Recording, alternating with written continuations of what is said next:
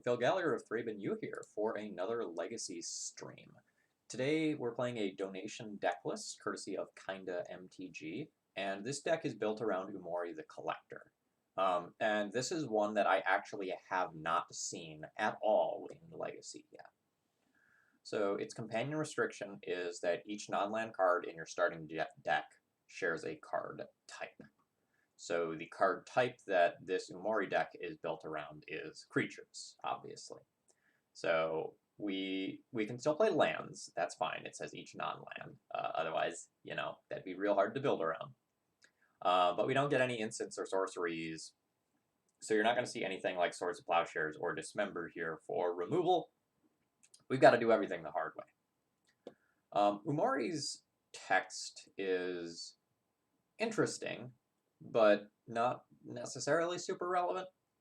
So spells you cast of the chosen type cost 1 less to cast. And considering that that's going to be every single spell in our deck, that's an effect that definitely matters. But since this is a 4 mana card, it's not like we just ramp into this on turn 2, and then we have turn 3, 4, 5 big fatties. More realistically, this is something that we're going to play in the late-ish game most of the time, and it will make things a little bit more convenient. So, unlike blue decks that have selection via things like Brainstorm, Ponder, Preordain, we need a little bit of selection and consistency in this deck list, and the engine for that is Fiend Artisan, which gets +1/+1 for each creature card in your graveyard. Now, when you have 40 creatures, that can add up very, very, very quickly. And it can actually make chump blocking relatively profitable for you. We have a handful of very powerful Fiend Artisan targets. So Questing Beast can kill some Planeswalker, Archon of Valor's Reach can shut off certain types that will make your life significantly easier. Elesh Norn is a baby board wipe. Baneslayer Angel is Baneslayer Angel. You don't need me to explain that card to you. You know what's up with Baneslayer Angel. And this deck is also built around a combo. So Vizier of Remedies plus Devoted Druid produces infinite mana.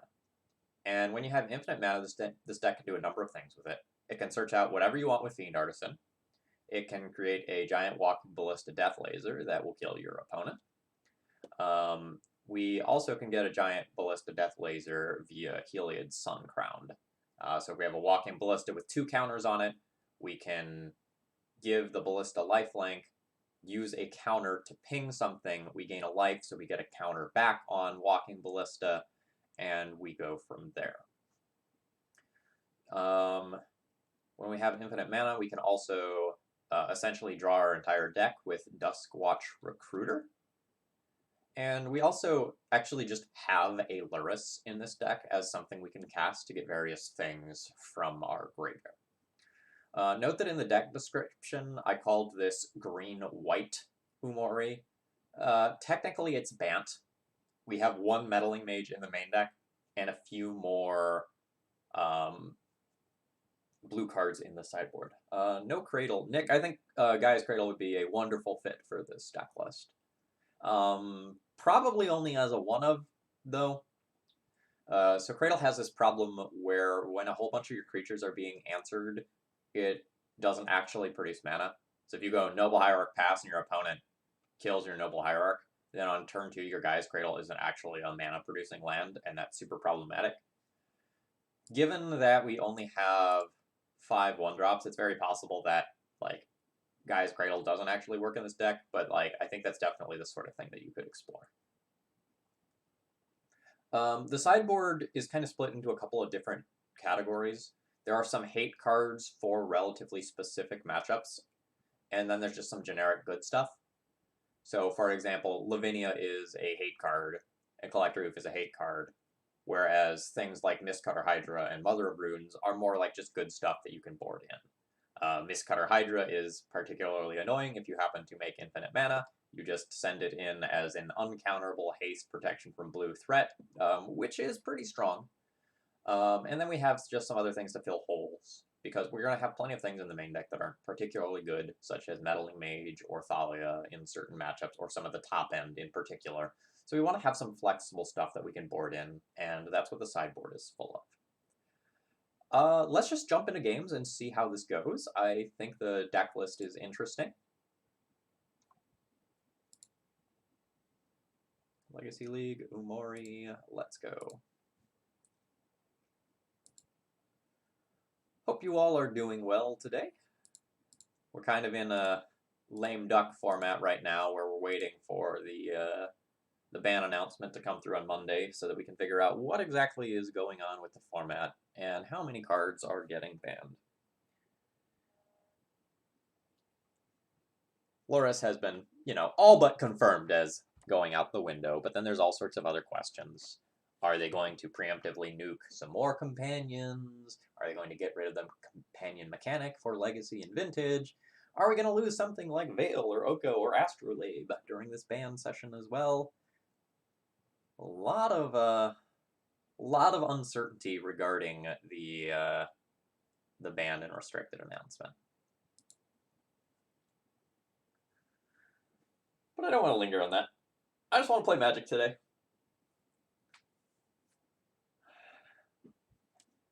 I'm having a pretty good day. Off to kind of a slow start. Normally on Saturdays I stream in the morning, but I woke up a little after 9 this morning, which is normally when I wanted to stream, like when I want to start streaming so that I can have lunch at a reasonable time. But like I woke up at 9, wanted to eat breakfast, wanted to get a list together to go to the store and that sort of thing, so just decided to do an afternoon stream instead.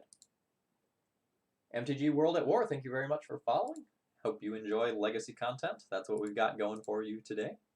Hopefully, assuming we can find some opponents.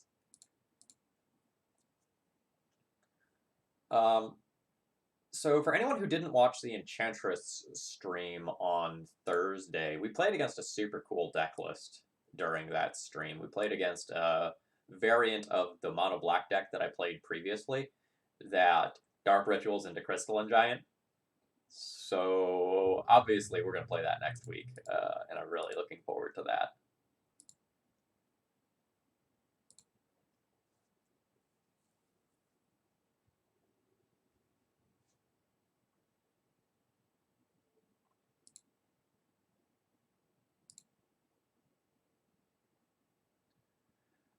Doesn't look like we get to keep this hand. I feel like this deck is going to be mana hungry. And even if this hand had like a Noble Hierarch, I still don't know if it would be good enough.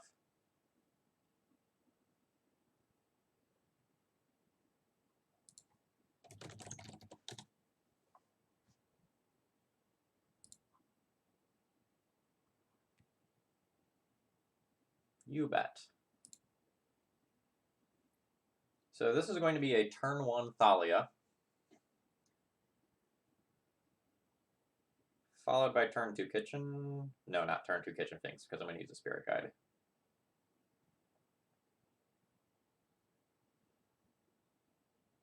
My mind is telling me that I'm supposed to pitch the Baneslayer Angel.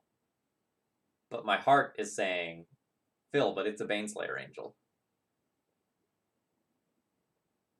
So I'm really torn.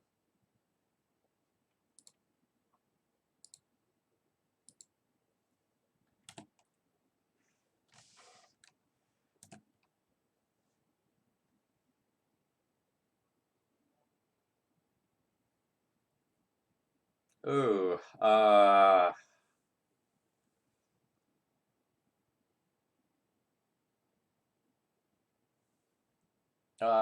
Asometer, thank you very much for throwing your Twitch Prime money this way this month. I really do appreciate it. I can update this sub goal thing while I stall for time in thinking about this decision, because this decision is really hard.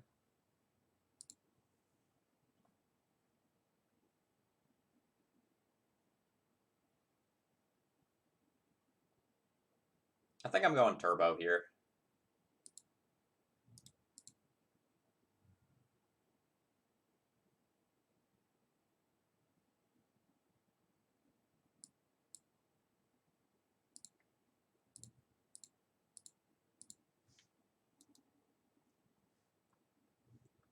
The combo is the like modern infinite mana combo of the what is it, Vizier of Remedies plus Devoted Druid.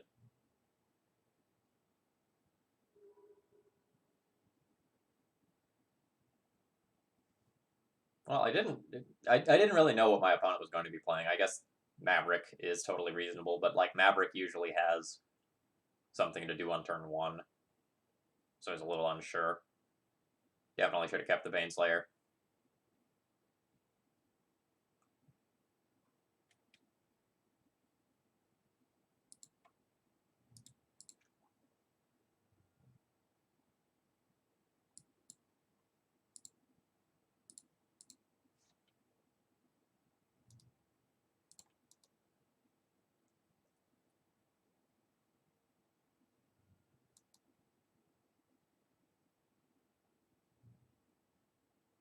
Seems like their play makes a lot of sense.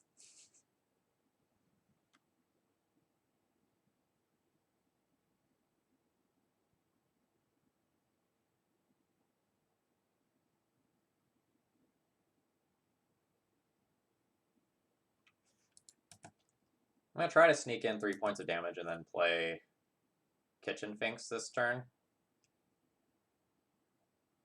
Maybe I should just play Fiend Artisan.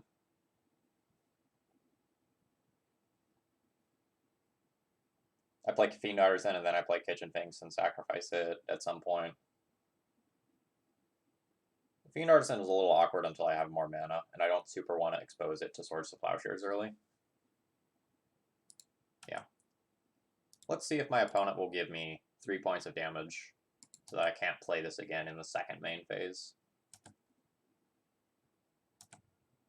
Nice.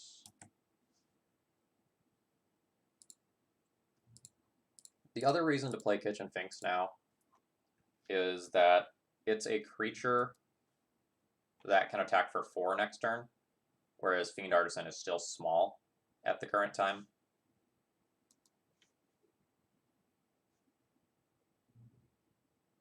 Not Maverick?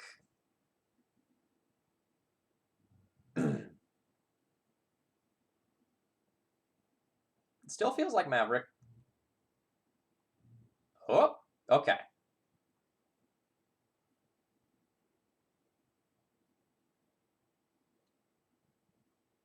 Man, we could be playing like facing down Primeval Titan next turn.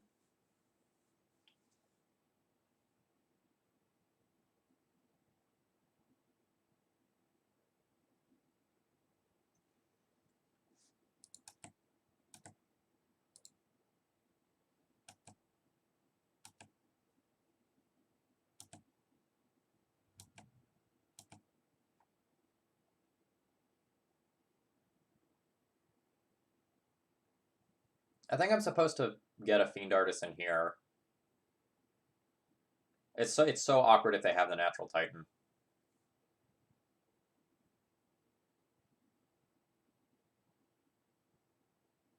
Because like I'll play out the Fiend Artisan before it can be large enough to not die to a single Valakut trigger. Playing Thalia can help out with Green Sun for Titan specifically.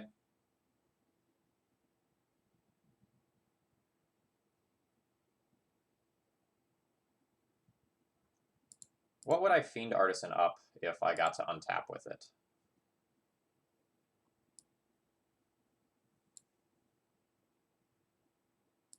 Maybe like Archon of Valor's Reach.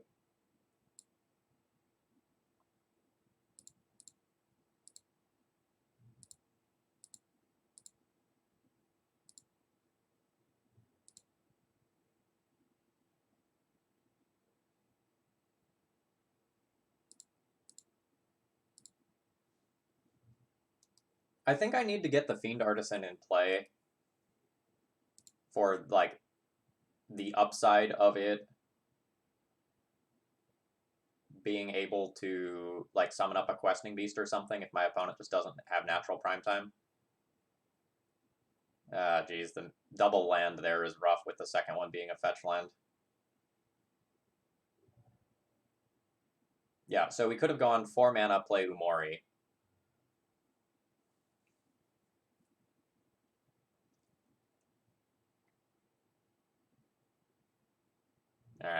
opponent had it. So they're probably going to get, like, another Valakut and Field of the Dead. And I'm in really bad shape. Yep.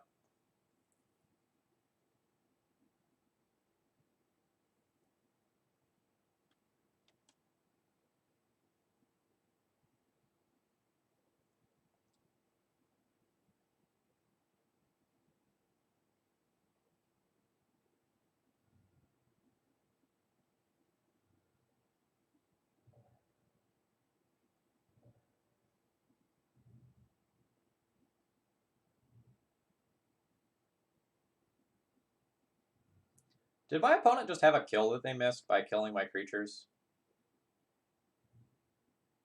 I feel like they could have sequenced differently and killed me.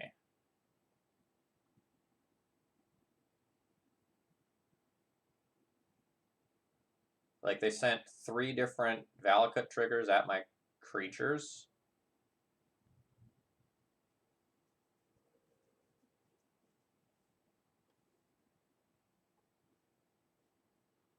Alright, good game.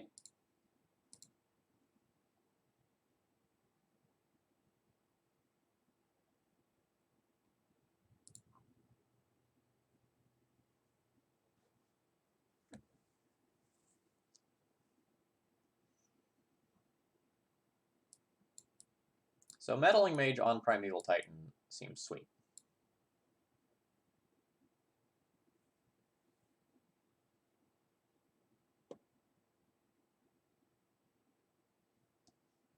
I don't think Lavinia does enough. Like, against Ancient Tomb specifically, it does some stuff, but eh. Peacekeeper's probably a good target.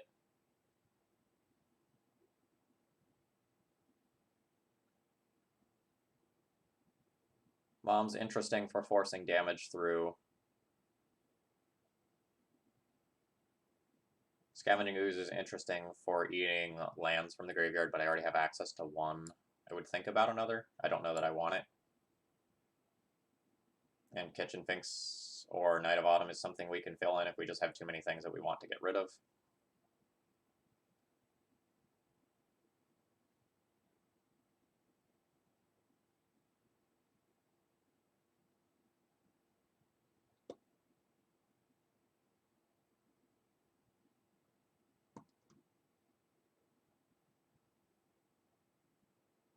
I think I like having the backdoor combo of Heliod Ballista available off of Fiend Artisan.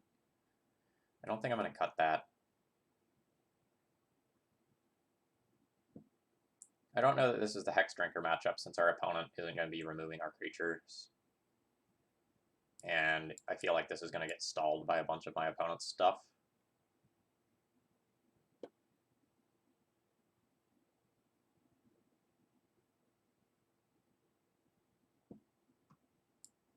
I feel like this is a safe trim.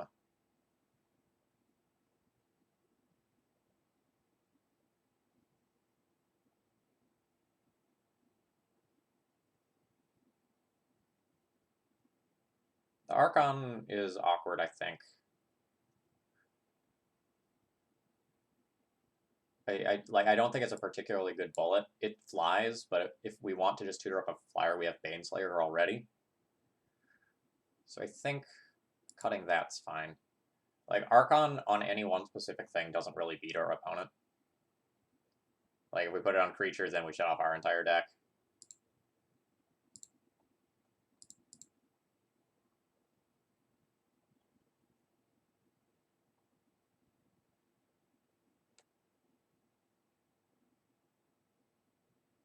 Turn 1 Druid using Spirit Guide.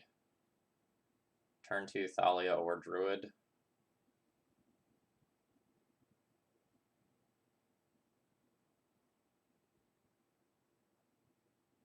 This hand isn't particularly exciting. I think I'm going to ship this. I think I can find something of similar power level pretty easily. Yeah, I think this falls into the category of similar power level.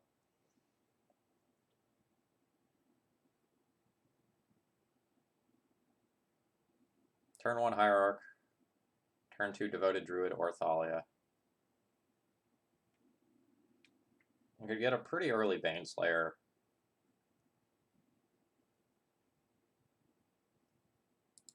I think I'm going to throw back the Kitchen Finks here.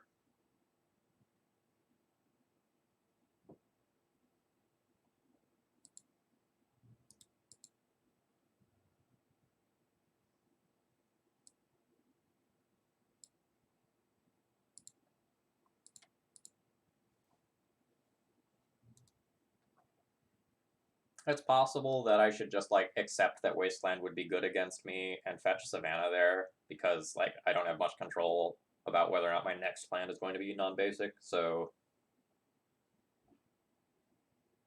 JK. Do I want to early Thalia? No, I think I want to play Devoted Druid because Devoted Druid can make 2 mana next turn and just get me a Baneslayer.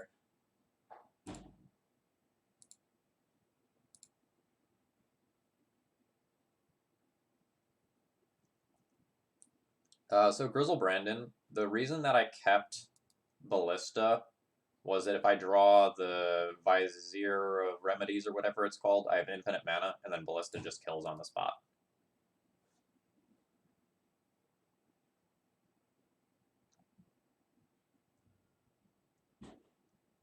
And I want that available to me.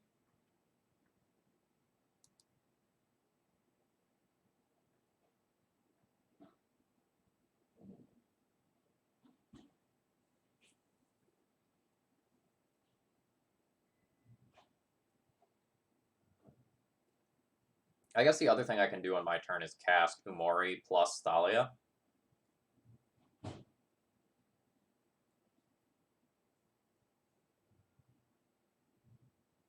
Rude.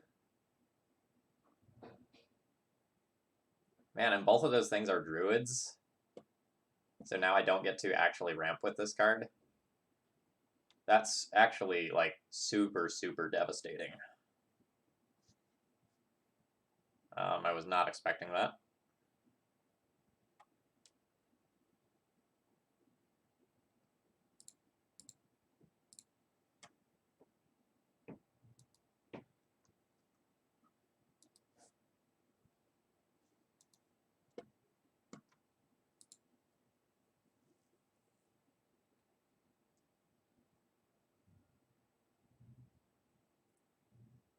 Yeah, I think we probably lost this one to that Plague Engineer being an effective 2-for-1.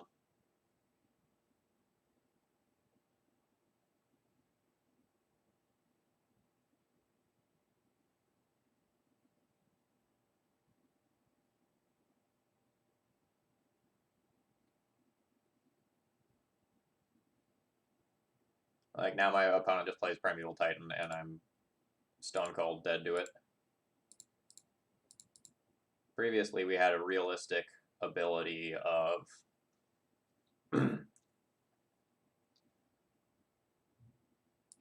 okay. So I just choose creature. Previously, we had a realistic chance of just like using Baneslayer Angel to race Primeval Titan when we were going to play it on turn 3, because just like 4 hits of that was relatively unstoppable. But now, like, if our opponent just has gas remaining, I'm dead.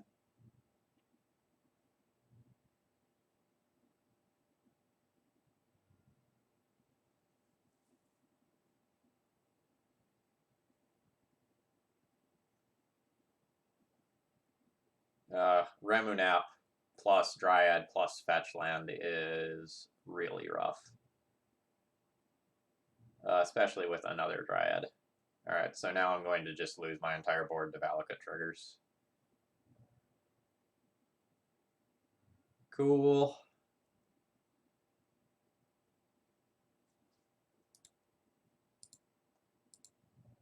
We're done here. Meddling. I'm just playing the deck list that was submitted to me. I didn't make any changes to it. Fauna Shaman is definitely a consideration for the deck list.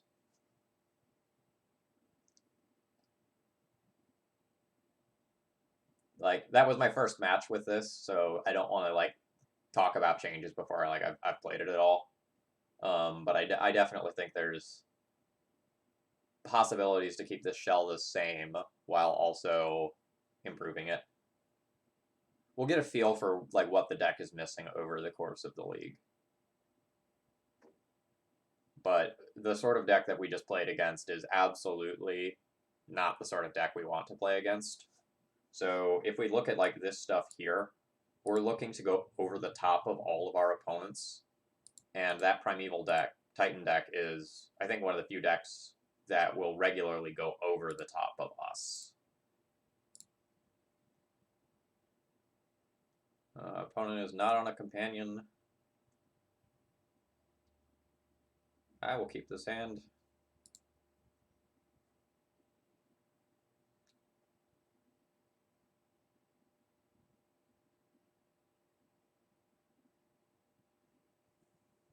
This hand isn't necessarily overly impressive, but we have a decent amount of mana ramp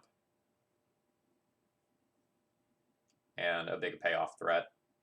This one of Baneslayer is just like really eager to hang out and get onto the battlefield, and I appreciate the effort it is putting forth.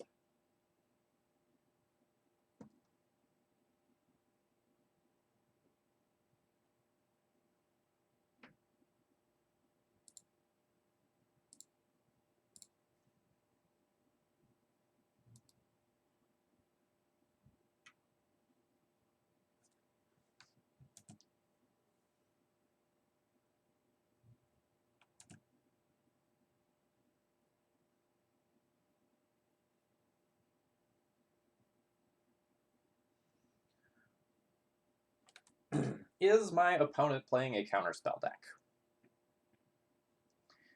If the answer is no, I could just jam Umori this turn, and it dodges Abrupt Decay. But if my opponent is playing a Daze deck, it's like super awkward for me to ram Umori into Daze.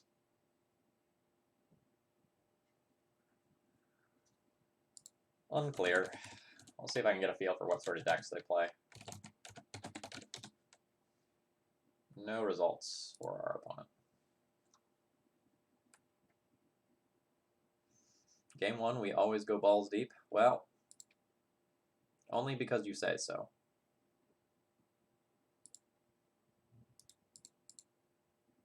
That way I can blame you. It wasn't like my poor decision and impatience that cost us this game, it was yours. That sounds good to me. Great play.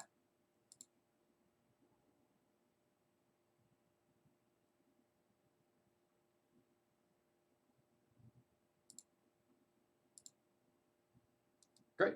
It resolved. Yeah, I would think that a lot of the Verdant Catacomb blue decks would be playing Lurrus. But a lot of the Dark Depths decks, which is like one of the first things I think of when I see Verdant Catacombs, also would be playing Lurrus.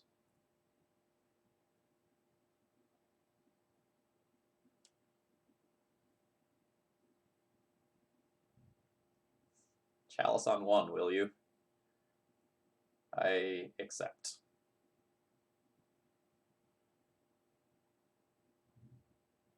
I accept. My opponent probably has like literally no idea what's going on over here. Vomit dudes or play Baneslayer Angel and attack? We're playing Baneslayer Angel and attacking.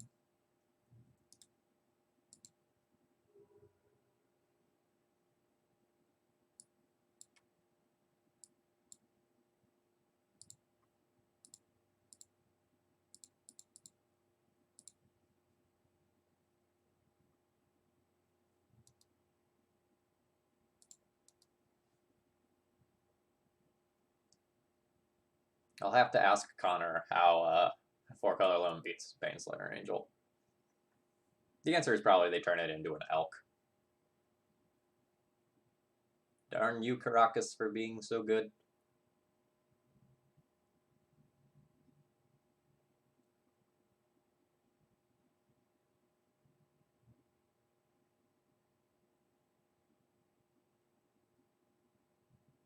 All right, huge misstep from our opponent here. They did not bounce my Umori, and Umori gives me the ability to cast my spells for cheaper. So I can now vomit my hand out, and everything is cheaper.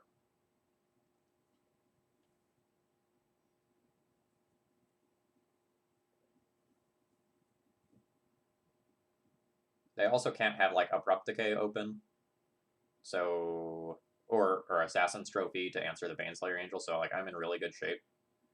The real question here is, how do I play my turn? So, like, I'm going to play this for 1 mana. And then, like, do I just take a card out of this right now instead of also committing Devoted Druid to the board? I think the answer is yes.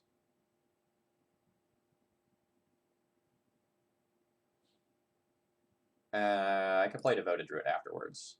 I haven't played a land yet. I should play a land, though. Because Noble Hierarch. Ooh, the Archon is interesting as a piece of fat, but Fiend Artisan gets real big. I'm going to take Fiend Artisan.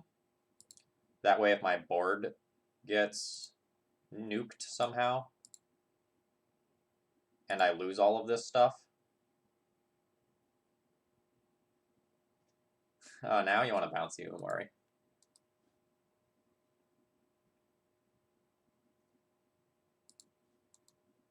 Anyway, that way, basically, something like Toxic Deluge is the only thing that can get my opponent back into the game, I think. So, I want to have something that's good for a post-Toxic Deluge situation.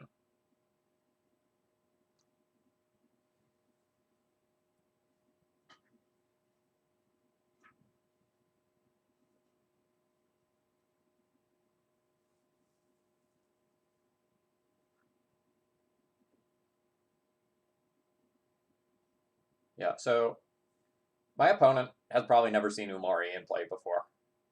So they were probably thinking about, like, bouncing this in combat, and that was just a misstep on their end.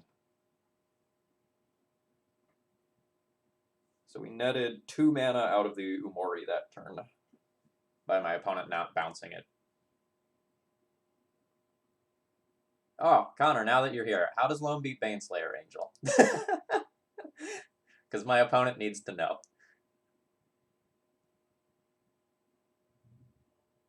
Wildfire, thank you very much for the continued support. Oko was my answer to that question as well.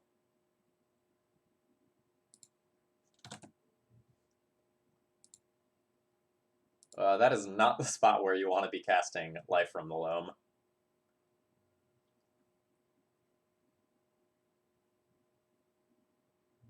Wildfire, we can make infinite mana using Devoted Druid and Vizier of whatever his name is, and then murder our opponent.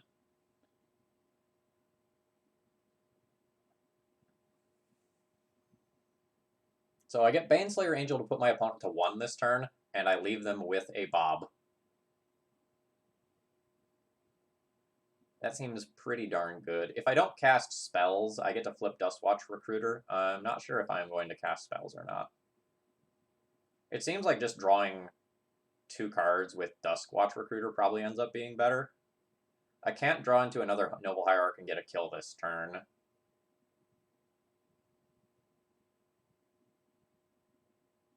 Well, my opponent is dead on board even if they draw Oko, right? Like, they Oko, get rid of the Baneslayer, and I attack them with 2 different creatures still.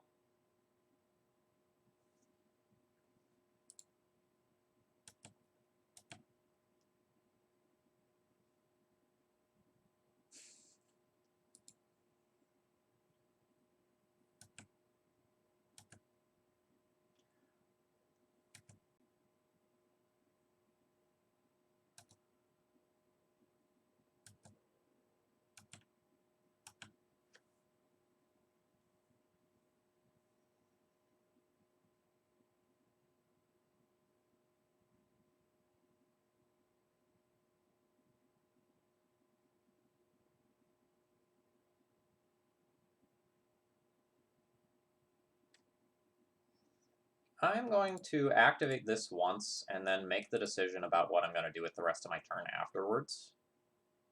JK, decision has been made for me.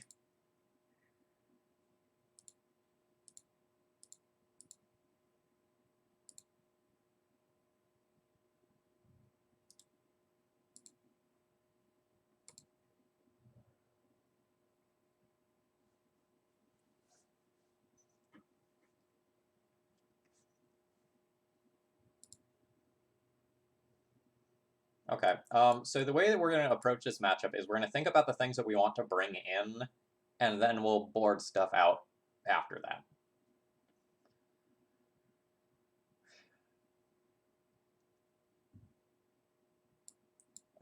I think boarding is going to be super weird, just throwing that out there now. Because, like, Meddling Mage on Oko is pretty good. Scavenging Ooze to keep their graveyard in check is fine. Revoker is fine. Collector Oof is fine. Knight of Autumn and Kitchen Finks are fine. Mistcutter Hydra is fine. I don't think we go Peacekeeper levels of deep. So, like, I have 10-ish cards I could bring in. So, like, Mistcutter Hydra, for example, is just something that we would bring in to have a scary haste creature that could just randomly nug my opponent for 5 in the endgame and have something that can compete with Knight in terms of size. It also has protection from Oko. But I probably don't have enough space to bring in all of this stuff.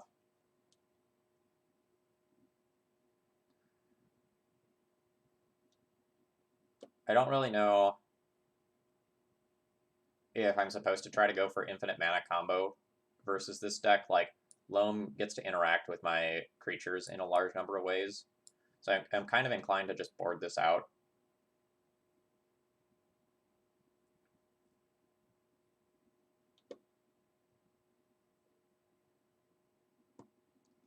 I would probably keep the Heliod as a backdoor with Walking Ballista. I would probably keep Archon just because it flies. Maybe I'm not supposed to play this.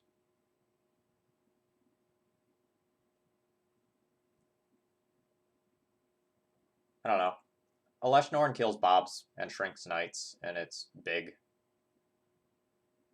But yeah, maybe that's too ambitious. Thalia's our medium.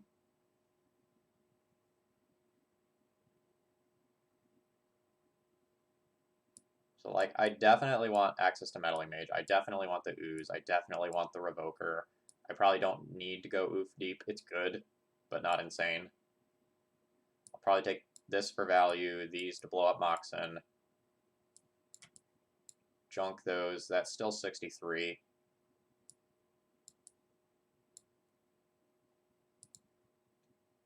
I might want the Thalias when I'm on the play, but I think I'm okay boarding them out when I'm on the draw.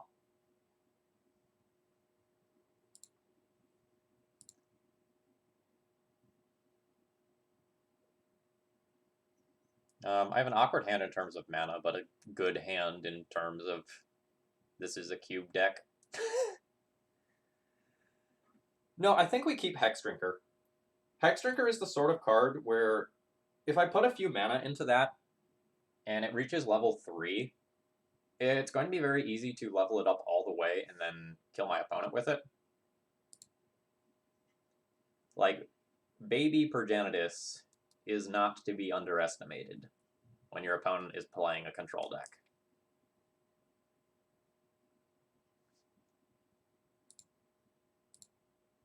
Baby kitchen finks doot doot doot doot doot doot. Baby kitchen finks doot doot doot doot doot doot.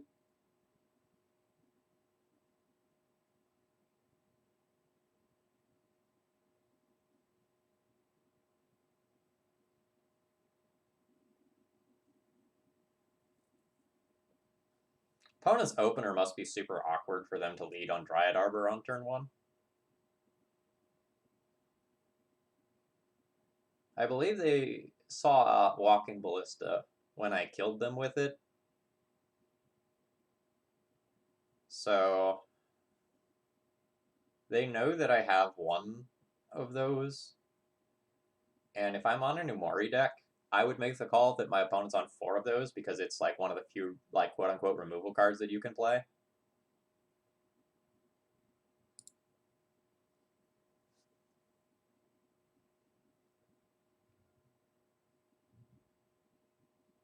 Oh, yikes.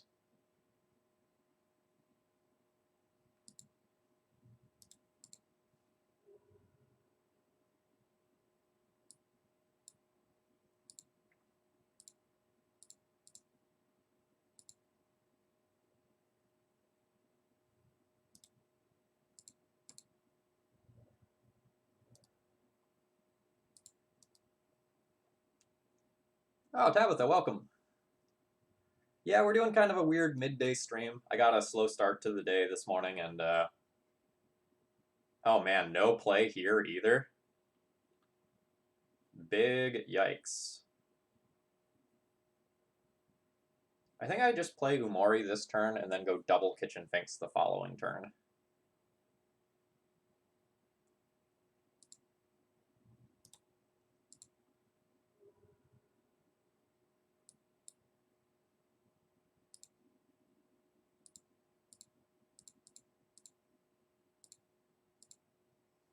My guess is that they have something like Oko that they kept the hand based on the strength of.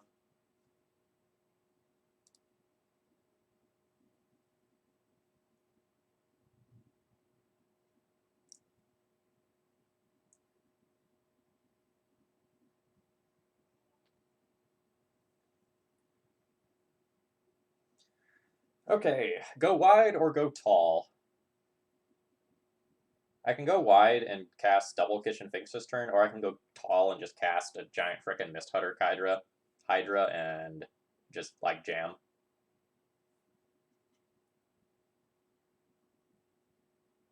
Kitchen Finks is better against a sweeper. Mist Cutter Hydra is better against my opponent having Oko. I'm just so confused about what my opponent has that made this hand keepable, given turns 1 through 4.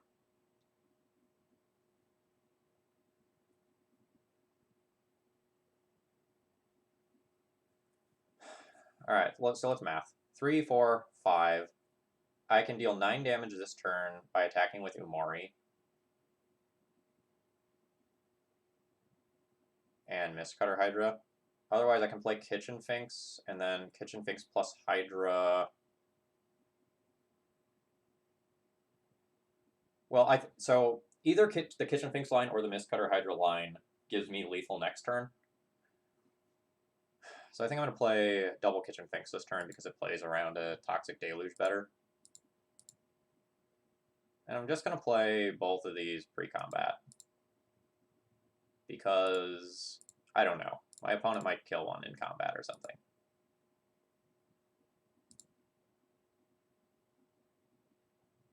I could also Ballista for 1 if I wanted.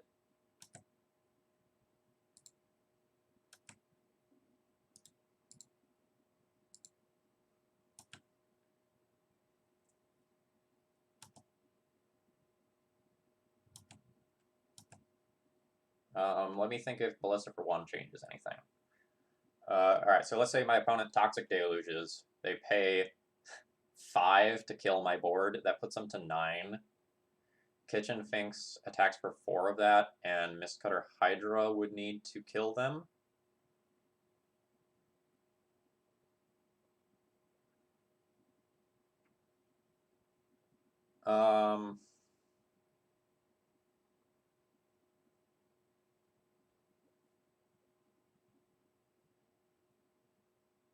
I'm going to play a Ballista for 1.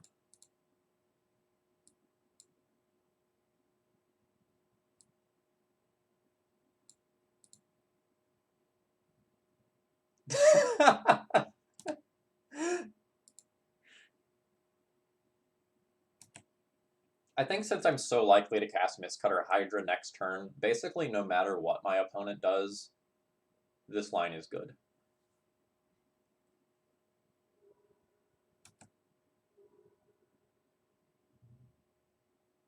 Yes? Why did you keep your hand, opponent?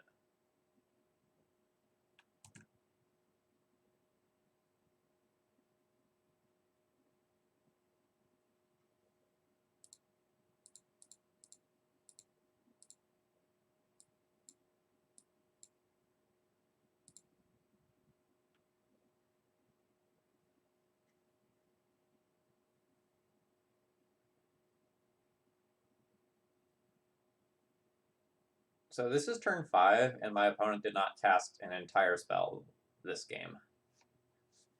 So we won that match because our opponent kept a 7-card hand that didn't do anything.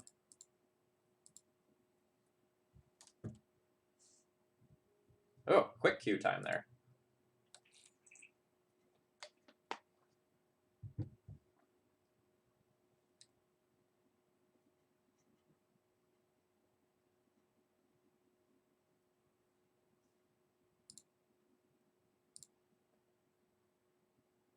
Yo, I am loving this trend of not playing against companion decks.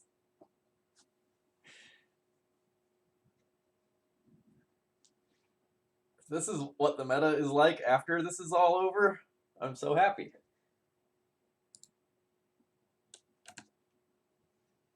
I think I have a decisively average opening hand.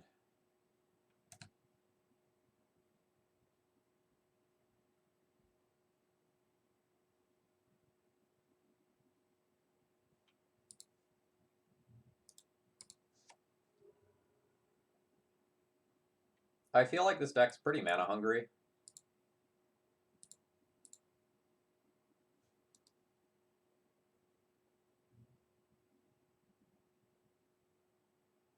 So I'm a little leery to keep hands that don't have 3 mana. But our Spirit Guide kind of counts as our 3rd mana source.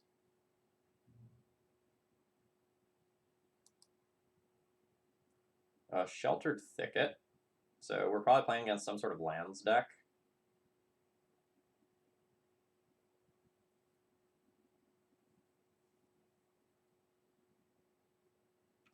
Alright, level up is only sorcery. Holy shit.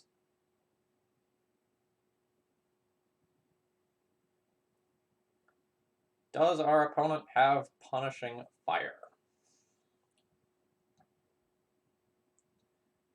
If they do not have Punishing Fire, I should just throw 3 mana into Hexdrinker this turn. If they do have Punishing Fire, it is an embarrassment for me to do so. Why would they not port me? They would not port me because they have Punishing Fire, right? Like, that's the reason why they don't.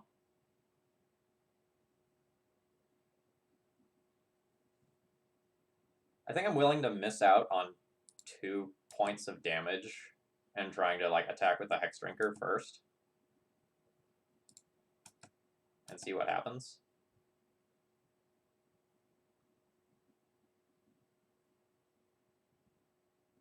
Okay, they do have the Punishing Fire.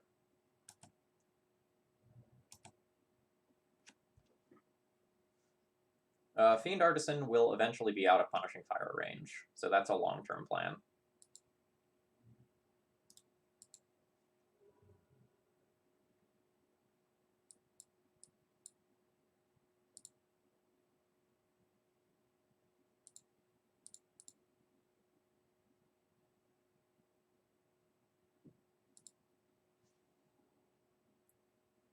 I'm going to blow the Spirit Guide here to just play something that is a little better against Punishing Fire. I would like to just buy time until my Fiend Artisans are 3/3s before I run them out.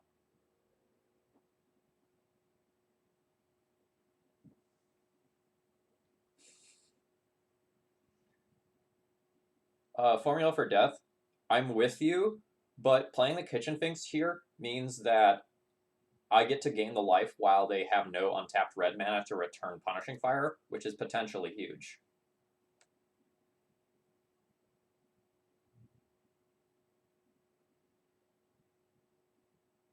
And the other reason why it's better to play Kitchen Finks is that it's pretty likely that I get ported off a mana source, and it becomes harder to cast the Kitchen Finks in future turns.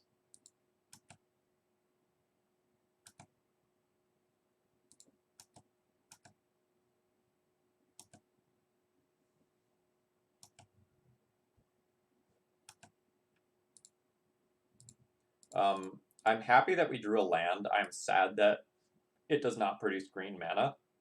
But, in all likelihood, our Tundra gets ported down next turn instead of our Forest. which is actually a boon.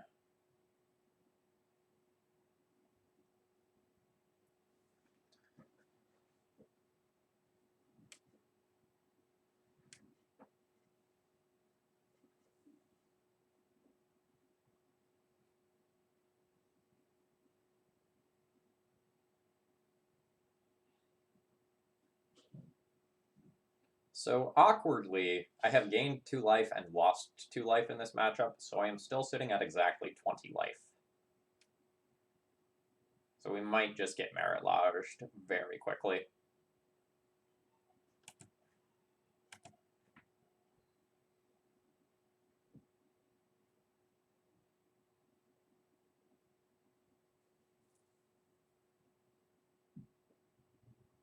Yeah. I need a land. Fuck, I should have been more specific.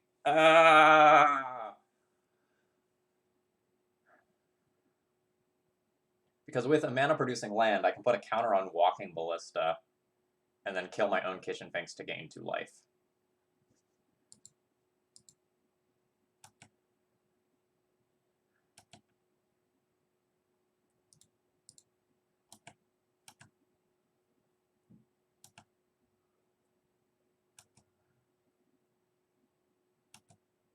So we're going to leave Tundra up, and we're going to bluff Swords to Plowshares in our Umori creature deck. You think it's going to work, chat?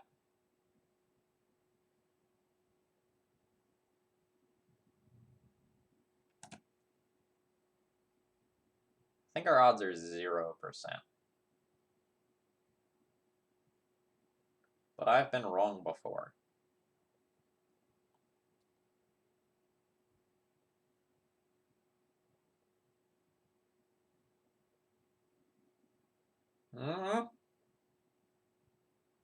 Fuck.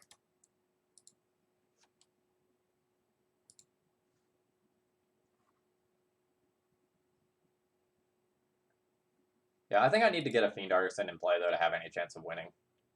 Like, if we get Fiend Artisan in play, like, we have lines that generate flyers to jump block.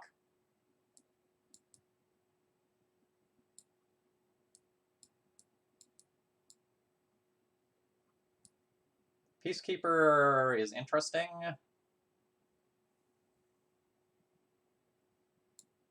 But IDK. Meddling Mage on Punishing Fire is good.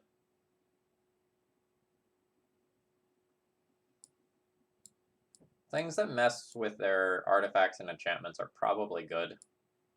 I don't know how deep we go on that front. Like, the Ooze is definitely good. And I would say, like, these are the second string cards that I could think about playing. So let's figure out what I don't want.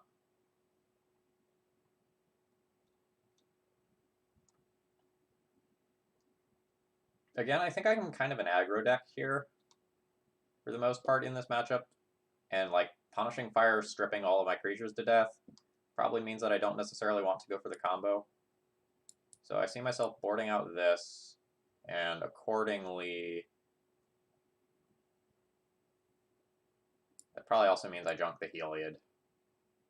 I probably don't want a Lush Norn.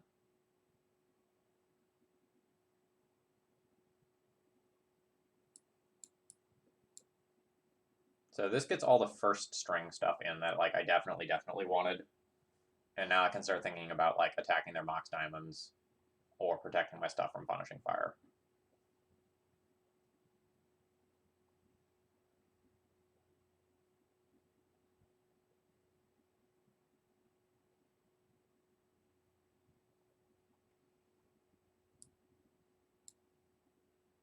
I think I want to be able to protect my stuff from Punishing Fire. Norn is good against Field of the Dead. Oh, that's a really good point, Grizzle Brandon.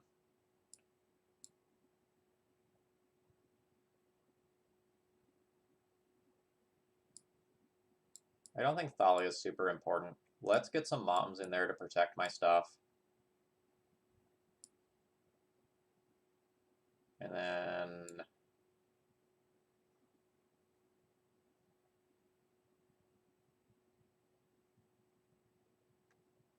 Boarding Peacekeeper in when I boarded out most of this stuff is bad.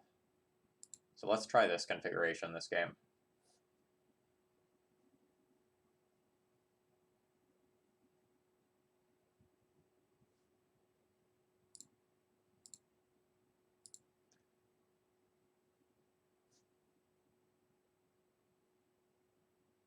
Yeah, we're too light on mana here.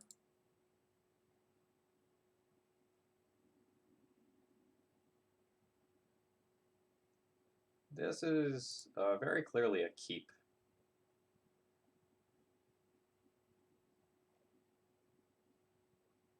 Man, maybe I should have kept the Gideon in.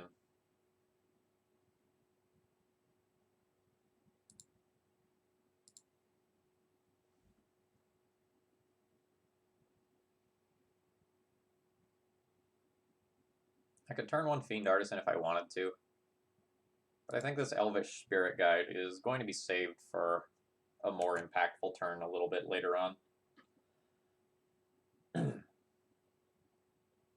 going to have to fetch at least one non-basic this mage to cast this Meddling Mage. So I could do something like Plains Tundra or something.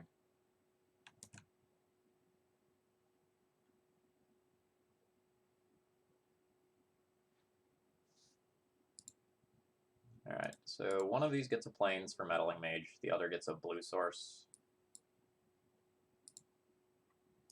I think it's Tropical Island, given that I have Fiend Artisan in hand.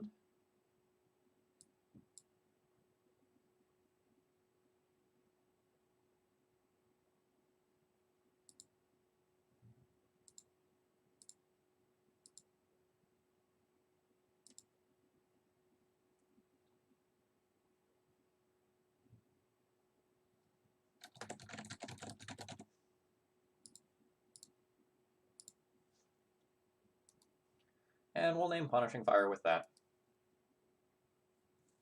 It'll make my small creatures more likely to survive.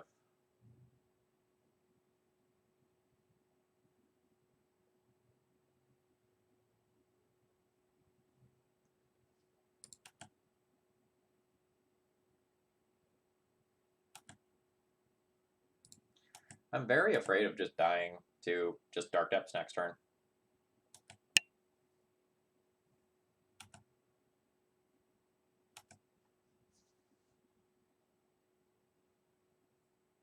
So I can play Knight of Autumn. How much life does this gain? 4, so that'll put me to 22. That can buy 1 turn. I probably want to put Fiend Artisan in play. That can give me some options.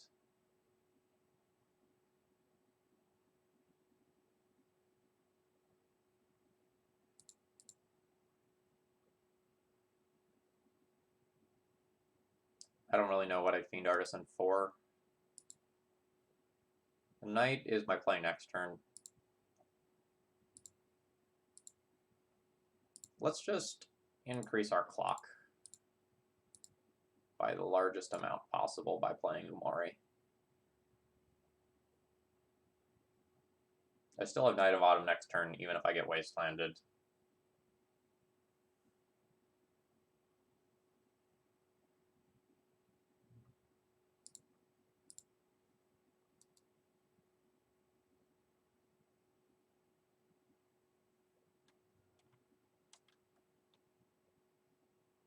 Sure.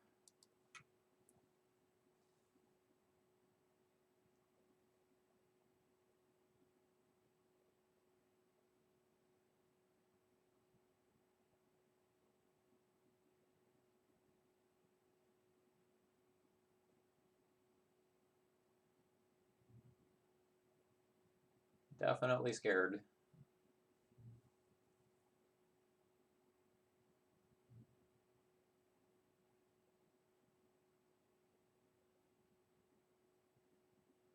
Will you port me? No, you will not port me. In case I randomly get ported mid-combat, I should take all of my actions in my first main phase. So Fiend Artisan is 2 of my mana, Knight of Autumn is 2 of my mana. So I can't play the Noble Hierarch as well.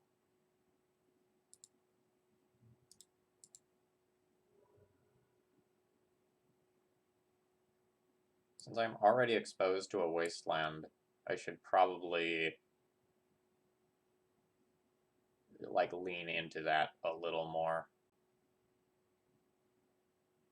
No, I need 3 green total, so I want Tropical Island.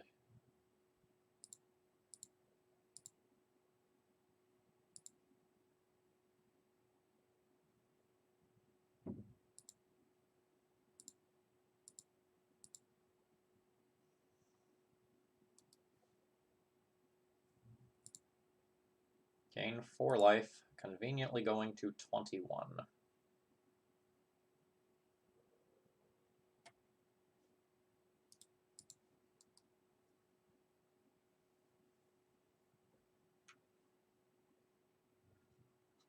Now, I need to not just be an idiot and default into playing and cracking a fetch land.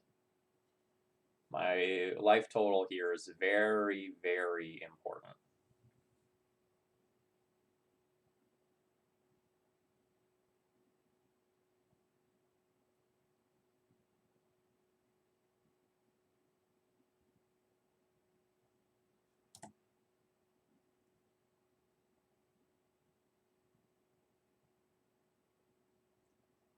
Okay, so I attack for everything. My opponent blocks Umori and then takes 5 damage going to 5. They can go to 3 in order to create a Merit Lodge. And then they'll die on the backswing.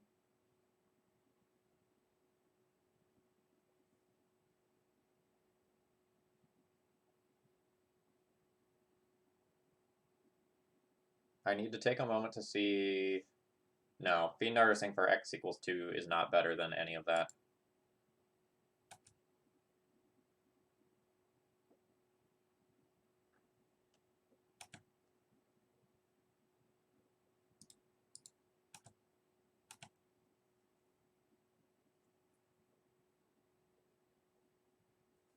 Send them in.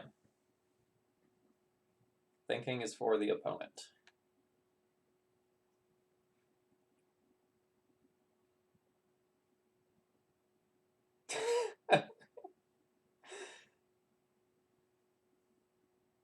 Yeah, the joke here is that Lands is actually an incredibly complicated deck to play, because there's a lot of pivoting of roles that happens between you being like an aggressive combo deck, a control deck, a mana denial deck.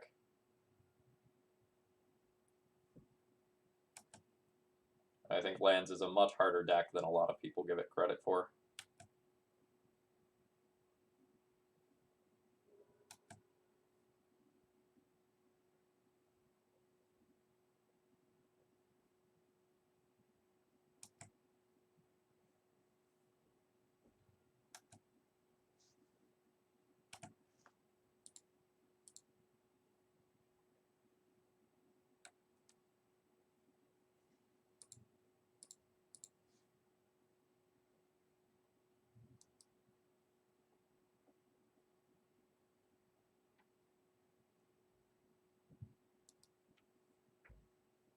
So, opponent's Ancient Tomb is effectively off this game. We're going to die to Punishing Fire. Like, opponent just attacks us, and then Punishing Fires us to finish out the game.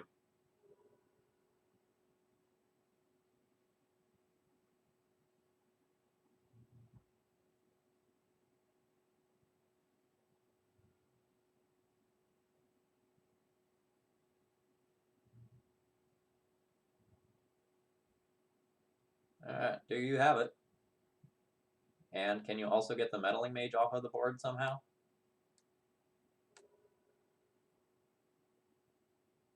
I'm very confused about the lines here. Barbarian Ring, plus exactly 7 cards in Graveyard.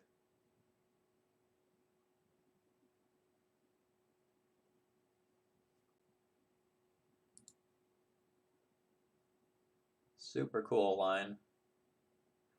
So Barbarian Ring deals 2 damage and I gain a life when this happens, so I die exactly to that. That was super cool.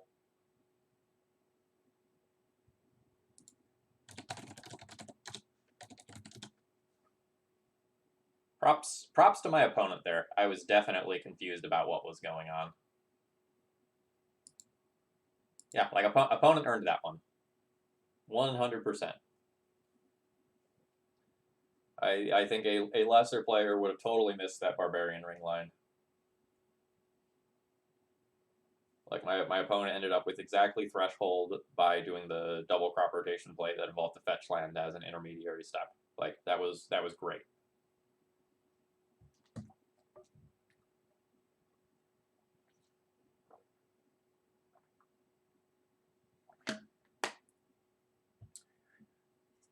Yeah, I have not been super impressed by Liliana of the Veil recently.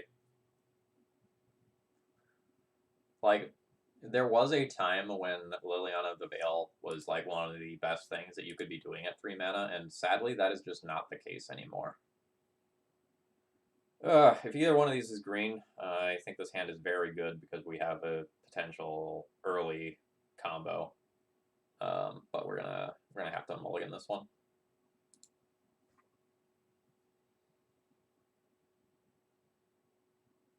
Yuck.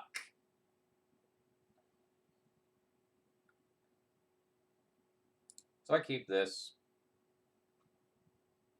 We can go for a combo kill this game, but it would require me to draw yet another creature in order to do that.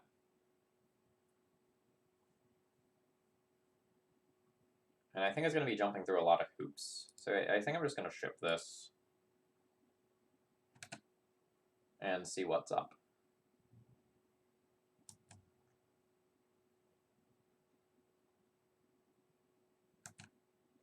Oh man, the same thing again. We're such a dog in this matchup.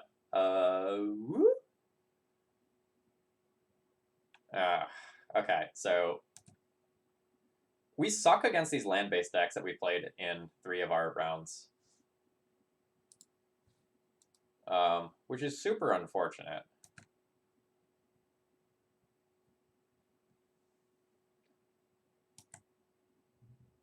So like our opponent just gets to like crap lands all over the place.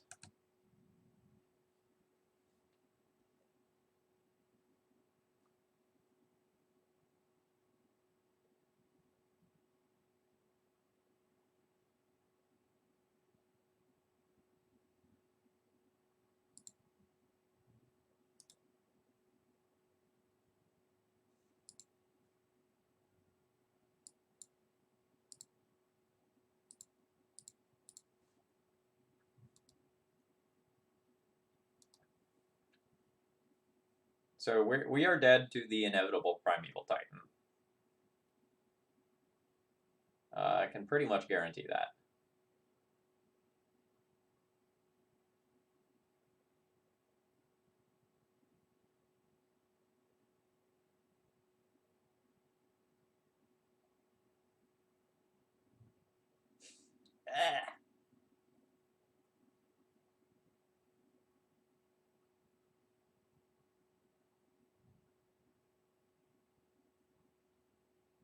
That's very good against me, considering what proportion of my deck is just 2 drops.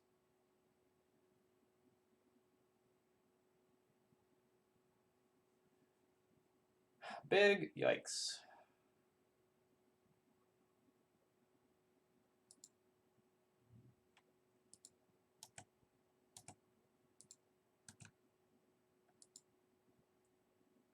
They saw the line.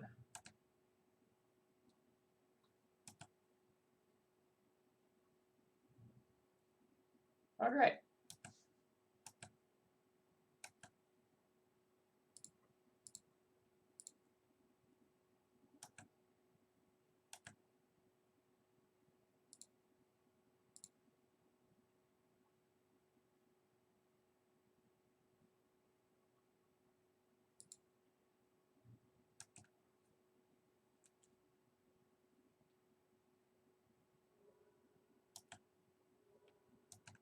I should have floated mana to eat the wasteland, but I'll get it later.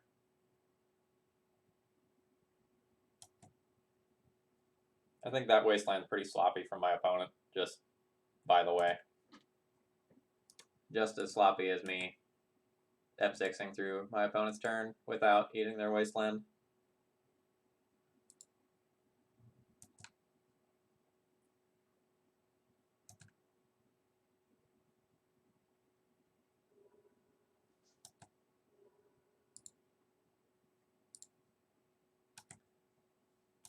Maybe opponent is not on a Primeval Titan deck.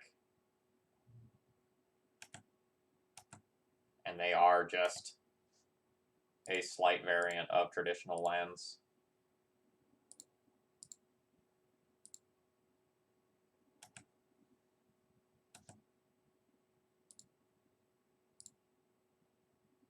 They wouldn't Chalice on 2, and like maybe even would... I don't know.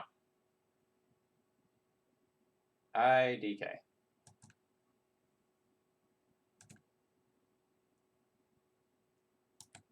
Signs point to this being the Primeval Titan deck.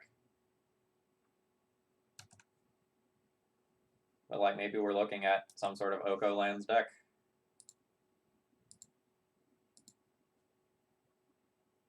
Oko Uro lands.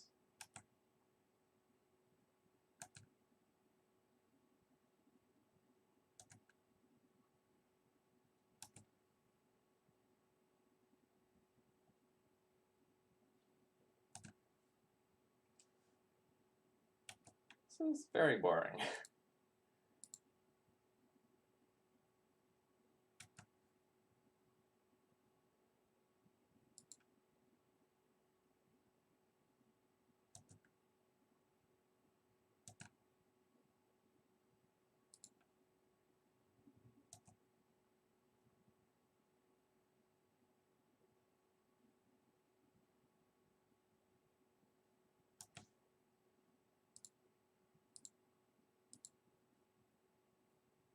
So like I have these big bombs that I can eventually cast, but it's gonna be hard for me to get up to the proper mana amount to do so. So like the Archon and the Baneslayer and the Ballista are playable cards at some point this game. And everything else is dead.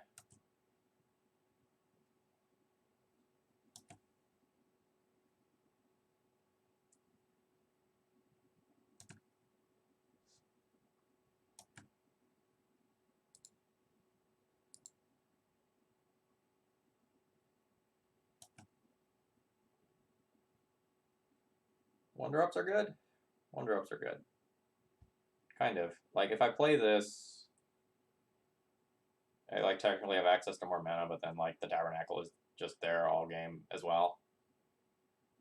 So maybe it's just better to, like, continue to grow my graveyard. Because every creature that I discard is eventual food for Scavenging Ooze. And I should probably just start eating my own creatures.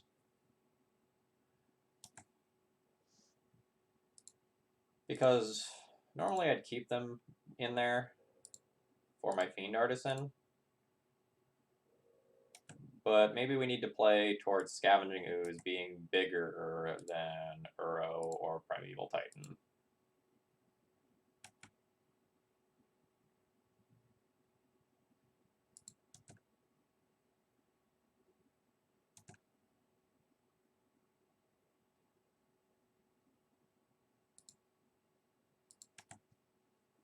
I want to hold off on discarding the Viziers for as long as possible because they represent a relatively large chunk of information for my opponent.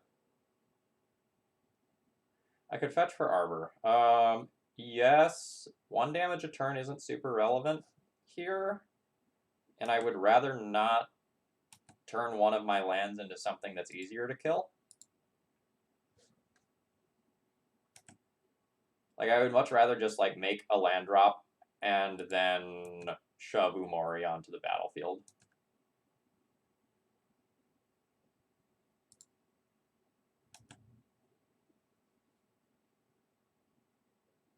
Like, I don't know what removal my opponent is playing, but I don't want to open up another land to being wastelanded. Fuck, Umori's gonna get Caracas. Alright, Ballista for 2 then.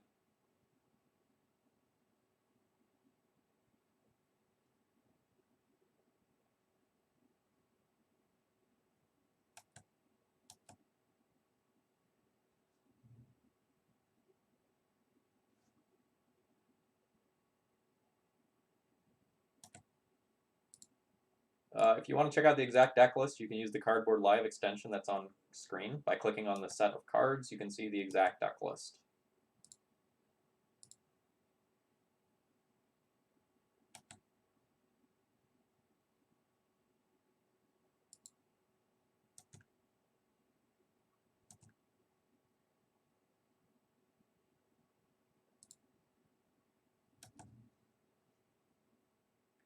I'm beginning to think that our opponent has no win conditions in their deck. And this Cavernous Soul's Giant was all an elaborate juke. Chalice of the Void on X equals 3. You got it.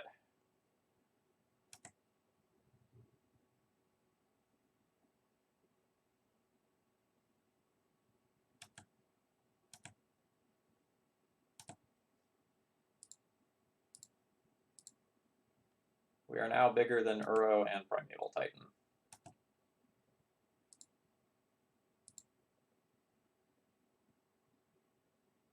Alright, it is a land, and our opponent also didn't port us. That's cool. That means Baneslayer can come down instead of just a Walking Ballista.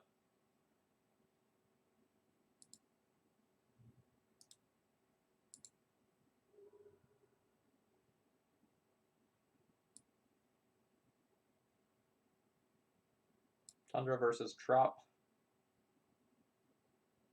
My white has been locked down a decent amount, so let's do Tundra.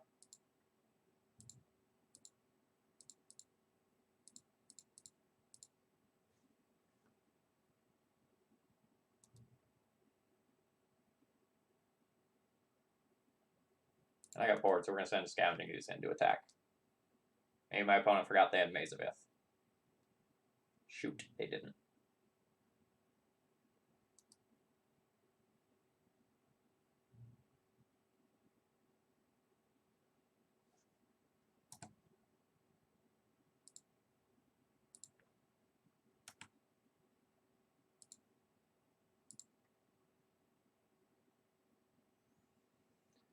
Stupid second maze.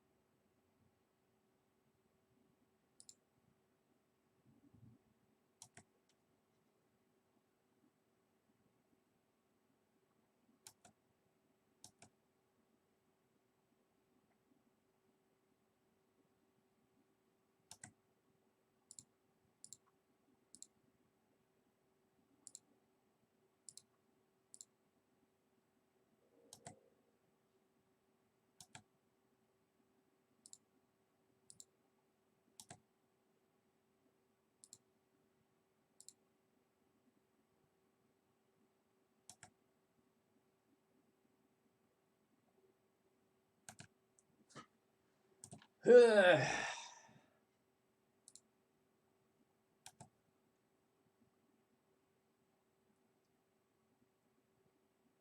I don't care if I get locked out of a game. Like, that does not bother me at all, but I would really appreciate it if my opponent drew something that could win the game.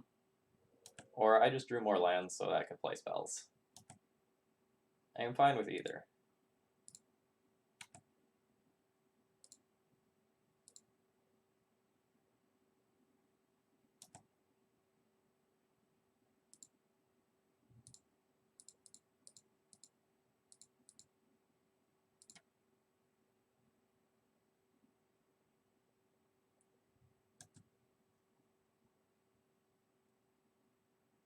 My opponent has officially said, uh-oh.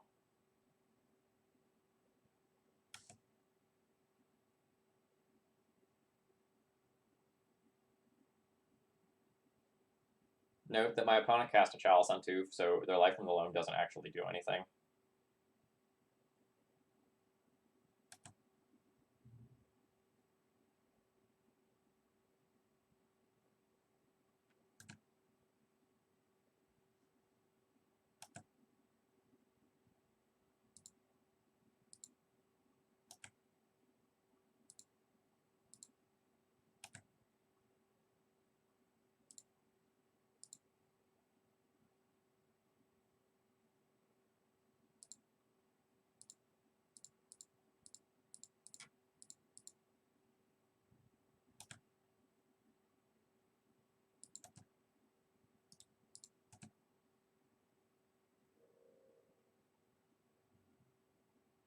Oh, opponent just took all of that.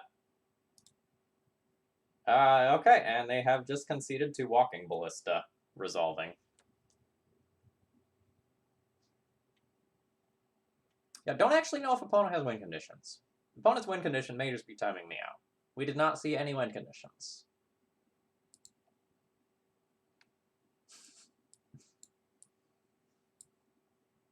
I'm going to assume they're in there, but...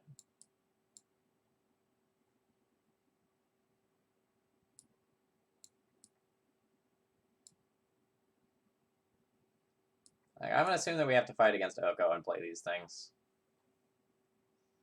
I assume these are good. I assume this is good. I don't think we're going to play Peacekeeper.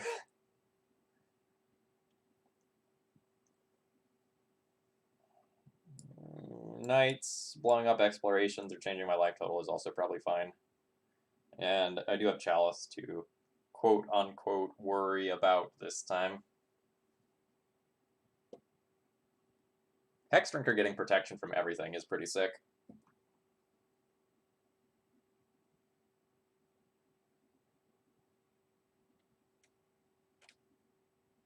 Alright, so what don't I want?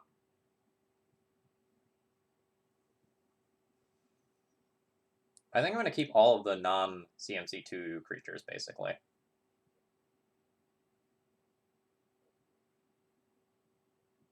You would just board out the Spirit Guides.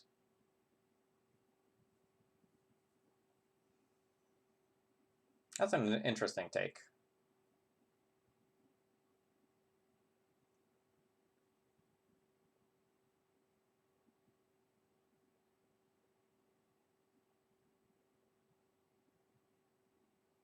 So I'm thinking I don't want these. I'm going to want to trim, but maybe not completely cut combo. Like, I think Devoted Druid is worse than Simian Spirit Guide because Simian Spirit Guide doesn't cost 2. I don't know, maybe...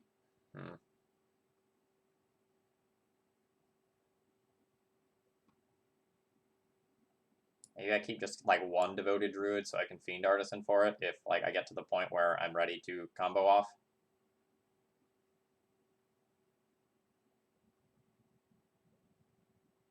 And then, like, maybe board down one of these.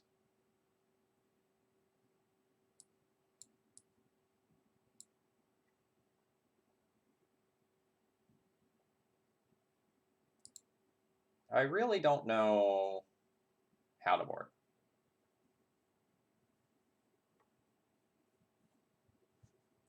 Like, I'm assuming there are Green Suns and Primeval Titans in my opponent's deck somewhere, and we just did not see them.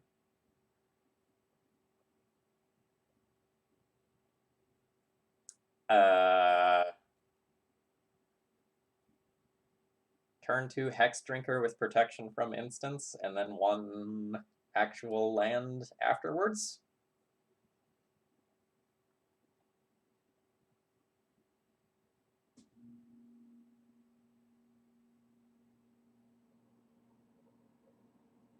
I don't think this hand is good. Like, we're too disrupted by Wasteland Import.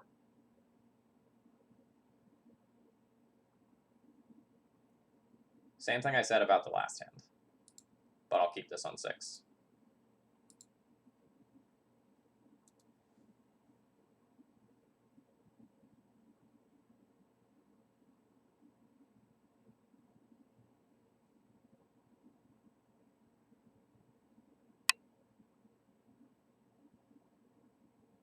Field of the Dead might be in my opponent's deck.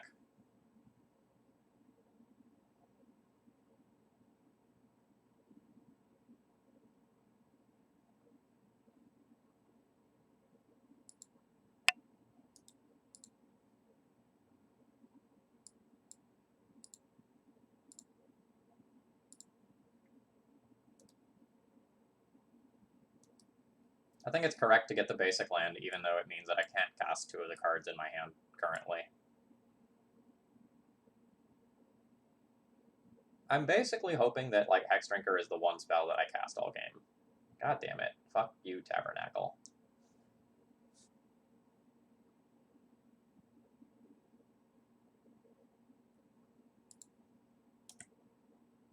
Tabernacle messes up the math of me being able to make Hex Drinker immune as of this turn.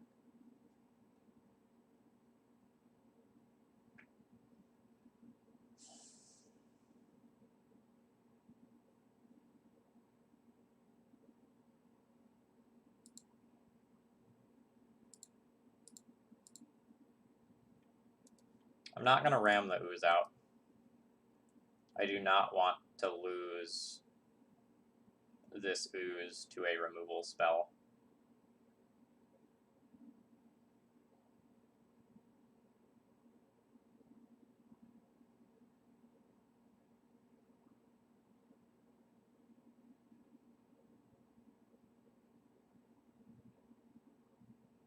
Blast Zone as a dredge is devastating. Means that I can't just go all the way with this Hex Drinker now.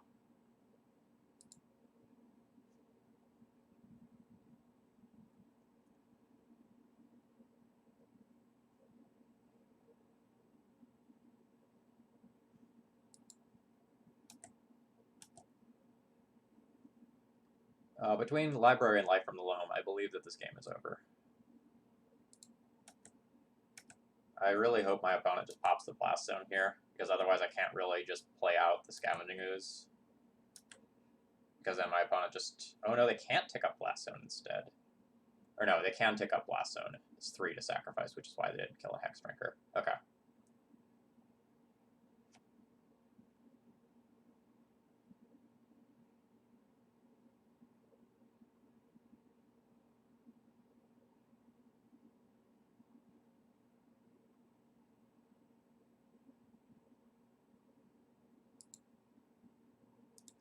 Alright. I think we're dead to Wasteland this game. So I'm not going to play around it.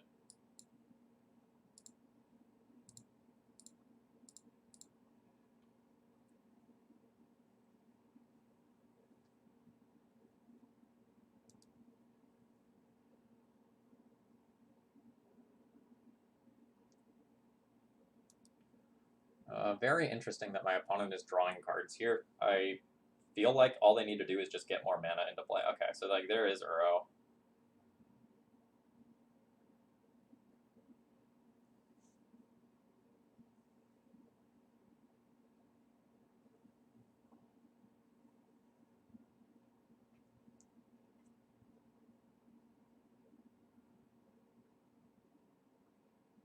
So I am just not going to beat Uro hitting play, right? Just like this, the 6/6 beats me here.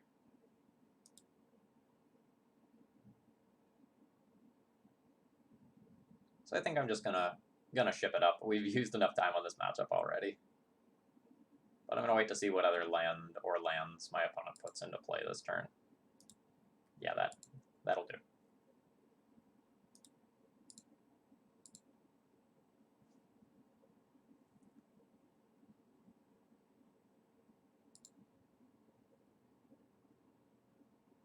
Like, we technically could have drawn Caracas as an out there, but eh.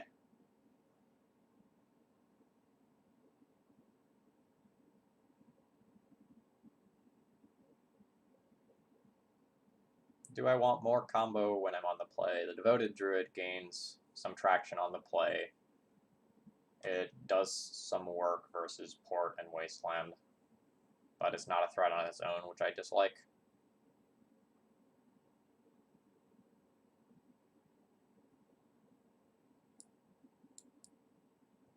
So can I find room for 4 slots? If I can find 4 slots, I think I want to play the combo.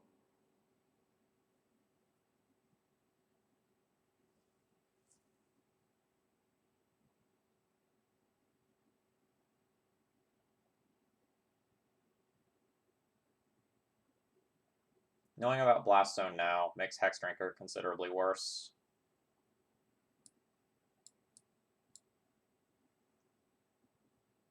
Archon seems meh.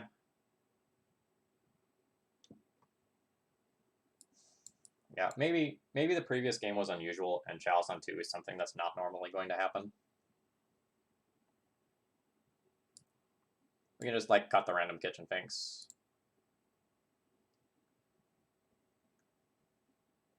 We conceded to a very early Uro.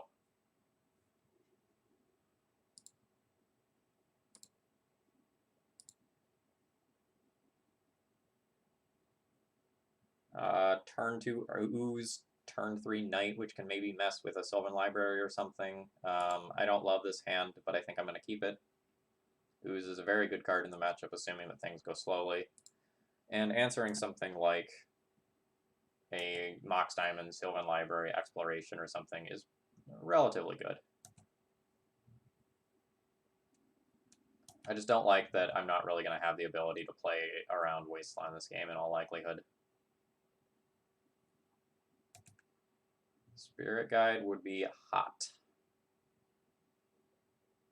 Meddling Mage, also hot. Am I willing to Meddling Mage Life from the Loam this turn? I think I am.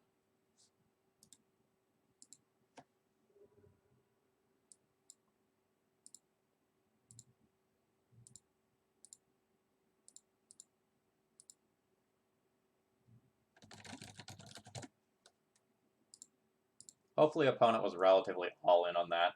If they just like play an Oko here, it's like so beyond awkward for me.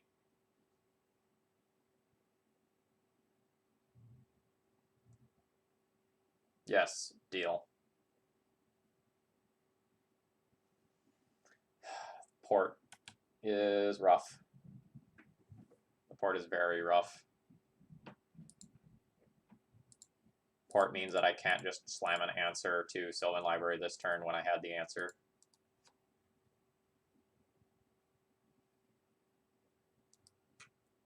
Port also means that my white source probably continuously gets locked down.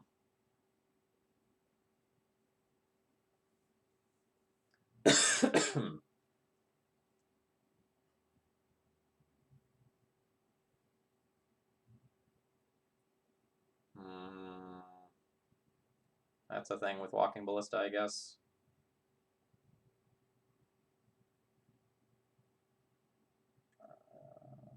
I love that you shut off your Mox Diamond so that you couldn't port me.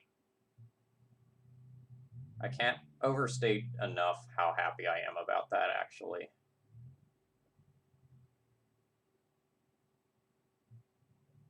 I wonder if that wins me the game, like, basically instantly.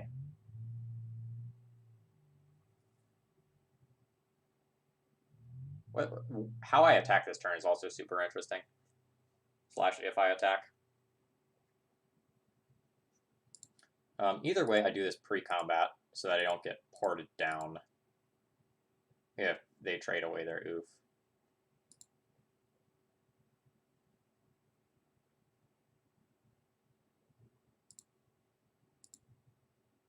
So we destroy their Sylvan Library. And I think I slow my roll, because next turn I can eat something out of the graveyard and start attacking with Scavenging Ooze, and like the Night of Autumn doesn't matter. I think I'm very far ahead now, because my opponent played Collector Oof, and I actually got to use all of my mana.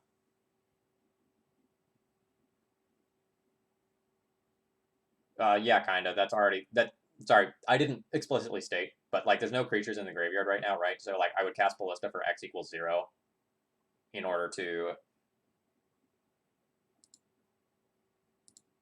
grow my ooze and then be able to safely attack with it.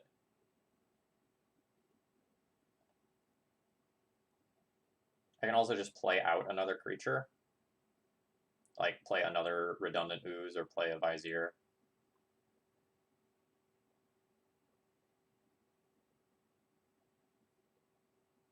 So like now I could just attack with everything, be willing to trade ooze for oof, give my opponent... no, I want to turn this ooze into a 3/3. I want that one to stay alive.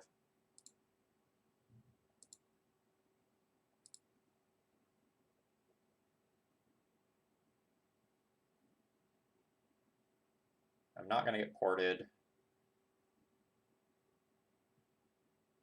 Yeah, I think I shove everything, eat with ooze, and then play a second ooze post-combat.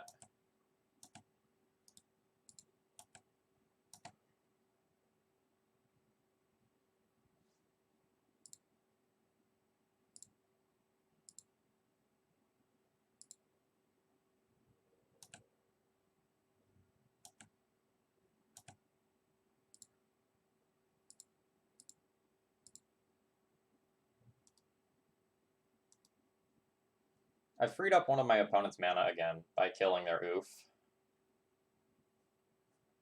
I think I have enough pressure on the board where that's okay. Alright, cool. Didn't necessarily expect to win that match, given how things went in game 1. Like, we dragged on and on and on and on there. I'm going to take a minute and just use the restroom and refresh myself a bit, and then we'll go into round 5. I will be right back.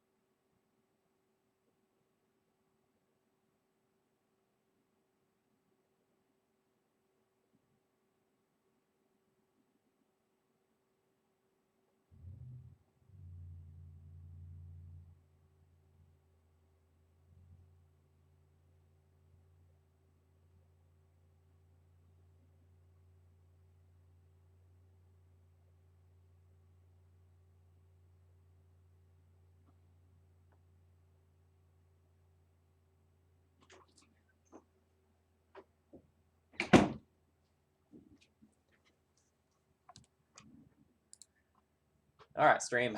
Let's do it. Let's go into round 5 here. So, I hope you all have enjoyed this stream. I know that last round was not fun to watch. It dragged on forever, but hopefully we will redeem that with some cool magic here. Hopefully we don't play against like another land-based deck. I would like to see some variety this league. And we haven't gotten a ton of that.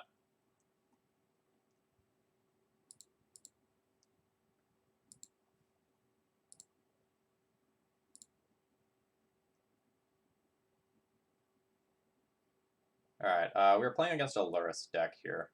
I will keep my hand.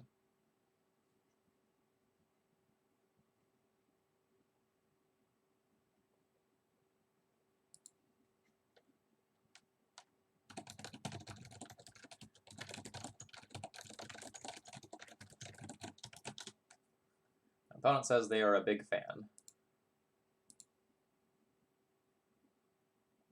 I don't know how they're playing Magic if they're a big fan. Probably quite talented. Like some sort of fan with artificial intelligence that's capable of playing Magic the Gathering.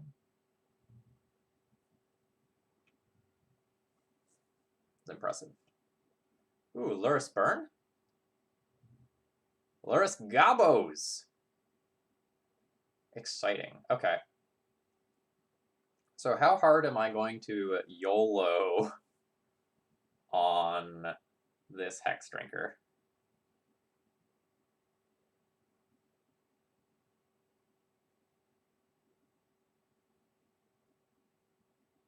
I can't Meddling Mage this turn.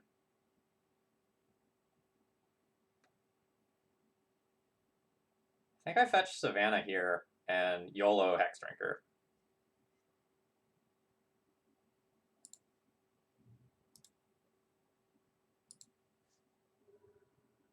and then work towards Meddling Mage next turn.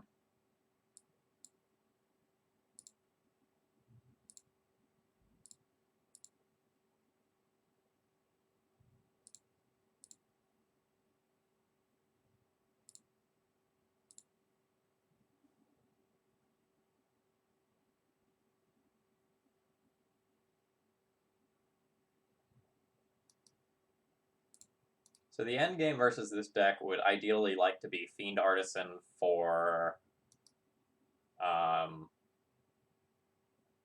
Aleshnorn.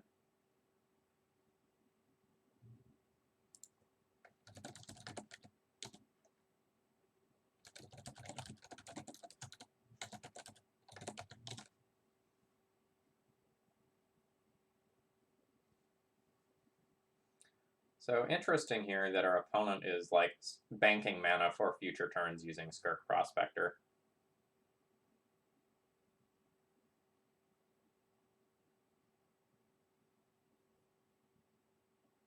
So I'll attack with Hexdrinker. They'll block with Mogg War Marshal if I do. That's a free block for them. So I probably won't attack, and I'll leave this defensive for this turn. I can have Baby Progenitus next turn. I need to pump 5 total mana, which means I have 1 mana to spare this turn.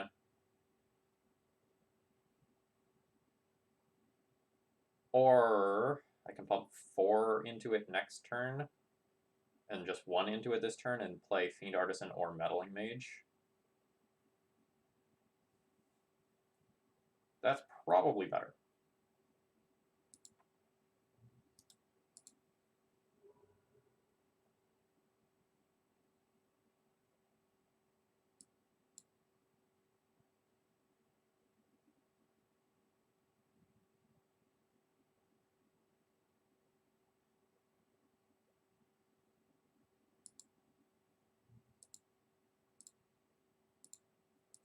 So what I name here is actually super interesting, because I may just want to name something that protects Hexdrinker rather than naming something like Goblin Ringleader that draws them a bunch of cards.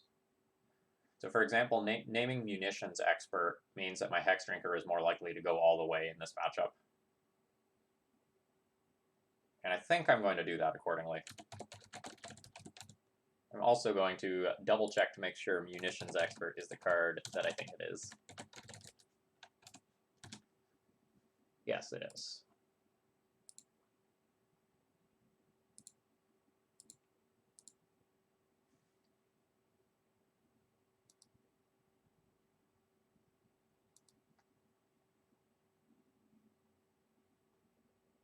Yes, opponent is on Lurrus, so naming Ringleader is also bad because of that.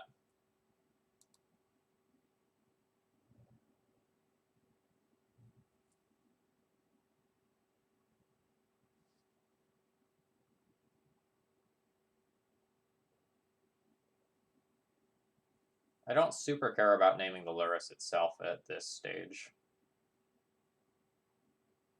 because Hexdrinker will outpace that, and I'm pretty sure I can cobble together enough blockers so that I don't at least easily die to goblins.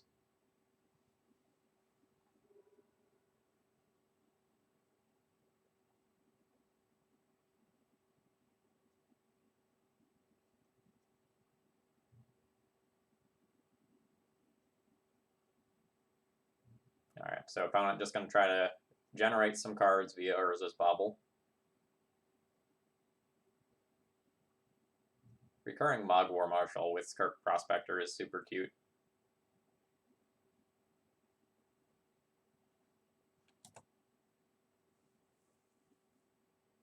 Ooh. Ooh, ooh, ooh. Rather than make Baby Progenitus this turn, I should probably just kill their Lurrus.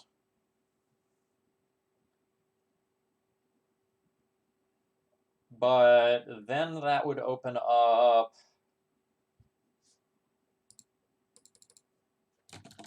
What is actually the cost of Gem Palm Incinerator? 3. Okay, so they can't have Gem Palm. Deadweight doesn't beat me, but it'd be awkward. I don't know. Maybe I can give them another turn with Loris. I don't find it super scary right now. Like, it's annoying, but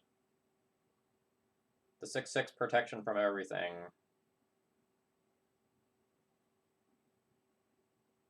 probably gets there pretty easily.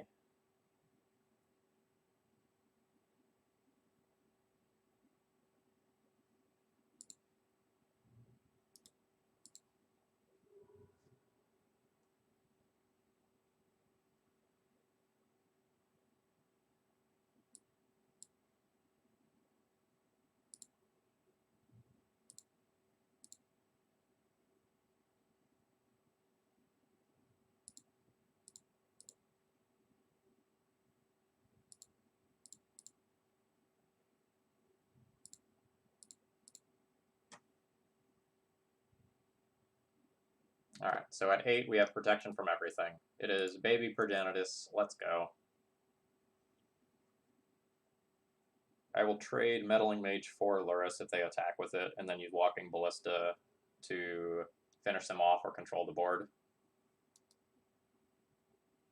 So when they attack with Luris, they're going to go up to 12 life, which still means Hex Drinker is lethal into attacks.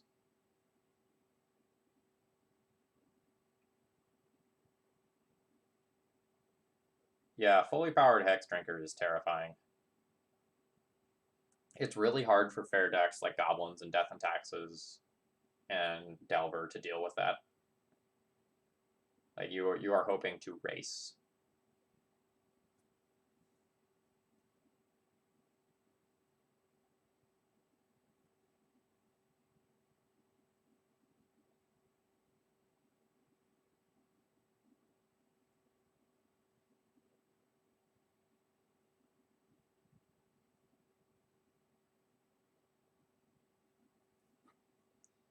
I don't know exactly what my opponent's deck is going to look like. I haven't been paying attention to like the work that Goblin Lackey has been doing on the Luris Goblin builds. It's going to be very different from traditional Goblins, which has a bunch of 3-mana lords, Trash Master at 4, Ringleader at 4, sometimes things like Kiki Jiki at 5. There's going to be no Goblin Matrons.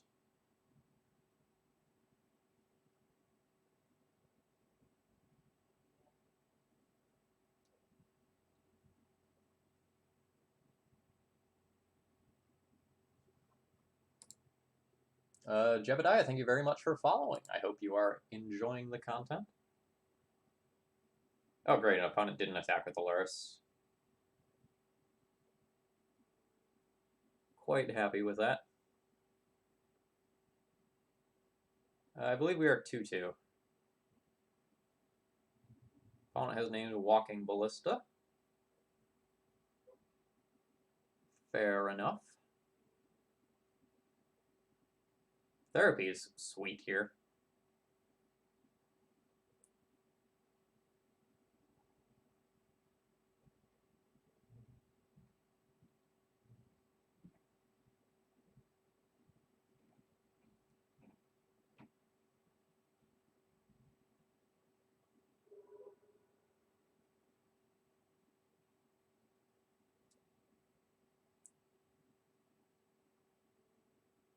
Lol, lol, lol, lol, lol, lol, lol, lol.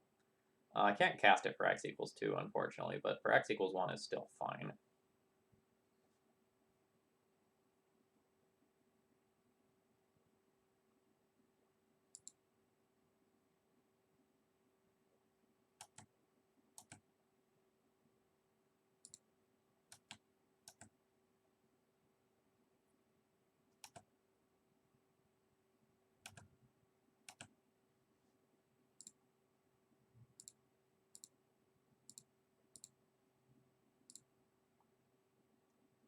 So the Ballista for x equals 1 means that it can block Luris and then sacrifice itself so that my opponent can't gain life if that's something that becomes relevant. I could also choose to ping Skirk Prospector here, but since my opponent can just recast it with Luris for the low, low price of 1 mana, I'm not super concerned about that.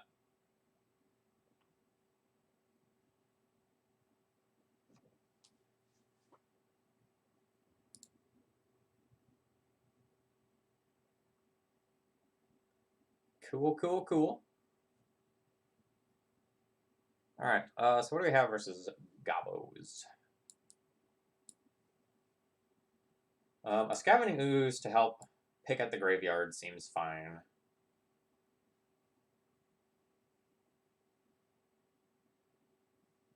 Mom's probably good. Peacekeeper is probably something that I want to have access to. Meddling Mage is probably fine.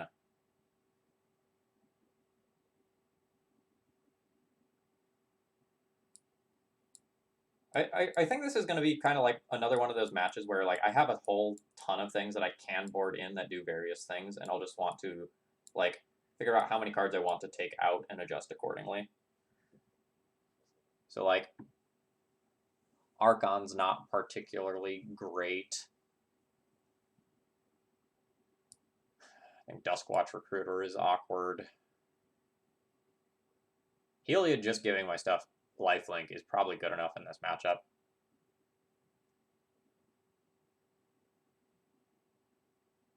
Thalias are medium. The first strike is interesting.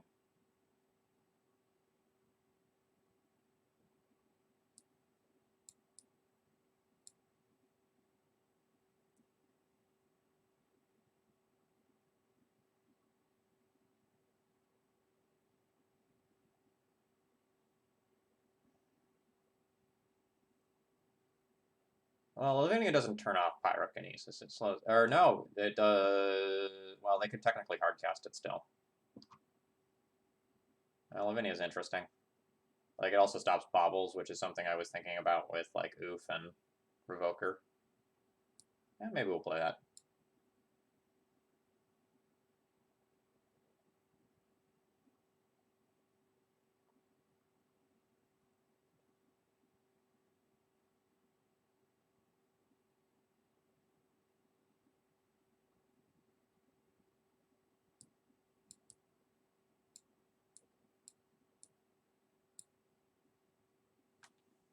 Five cuts. Yes.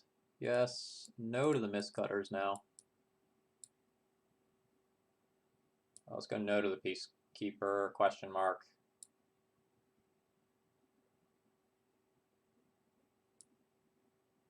No to the other Kitchen Finks. Fuck.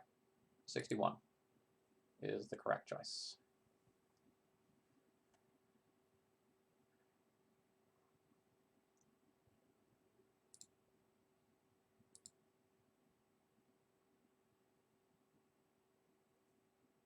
I don't know. I would need to think about boarding for this matchup in much longer than like what the time that I have.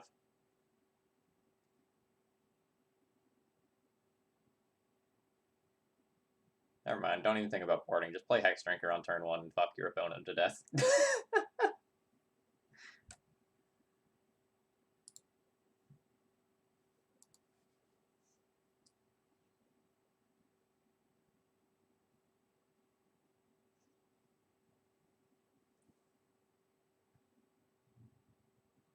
Forgot my water bottle. It's a grievous error on my end.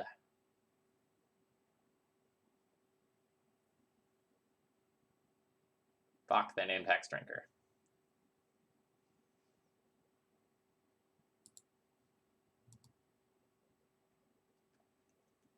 They don't know that that's a 2 of.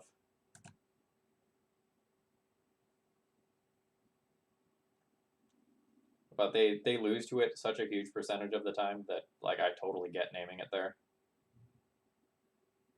It sucks that I'm going to lose probably 2 Meddling Mages this turn, since I like happen to draw another. Maybe I lose Fiend Artisan instead. That would obviously be the preference.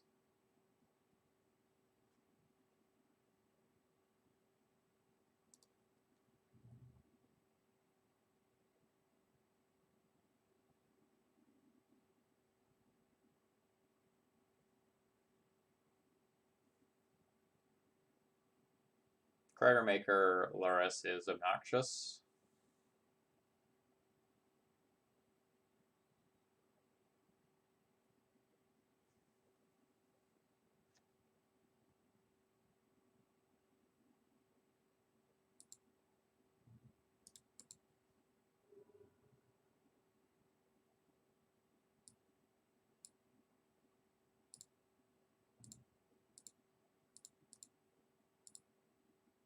We need to play a Meddling Mage this turn, so like both of them don't get Cabal Therapied away.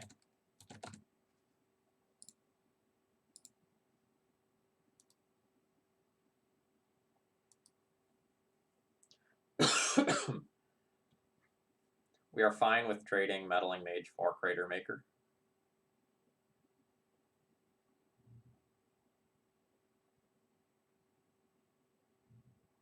That sucks.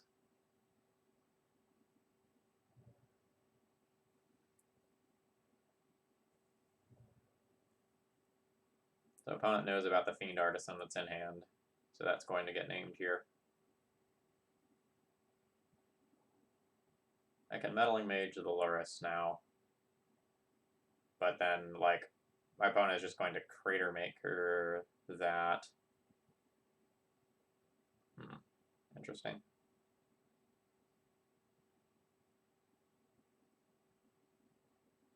Heliod plus Umori, gaining 4 life a turn. Well, gaining ever-increasing amounts of life is actually super interesting. So I'm going to have 3 mana this turn, 4 mana next turn, 4 mana cast Umori, 5 mana the following turn, 5 mana is cast Heliod, give Umori lifelink, swing.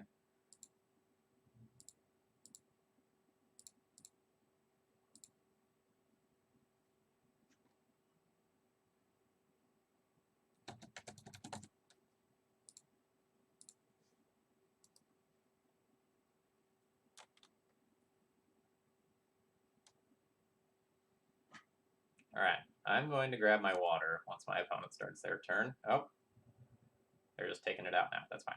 Okay, F6, grab water.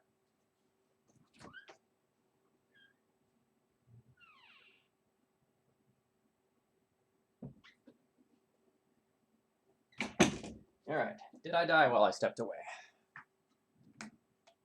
No, my opponent just cast Luris.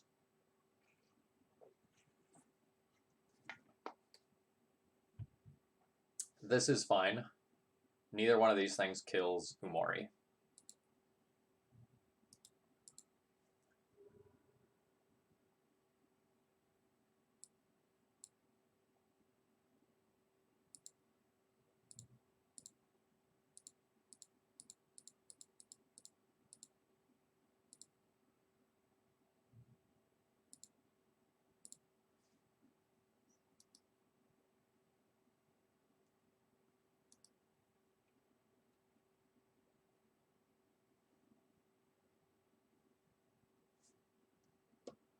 So I actually can Noble and Heliod next turn. I forgot about the reduction from Umori.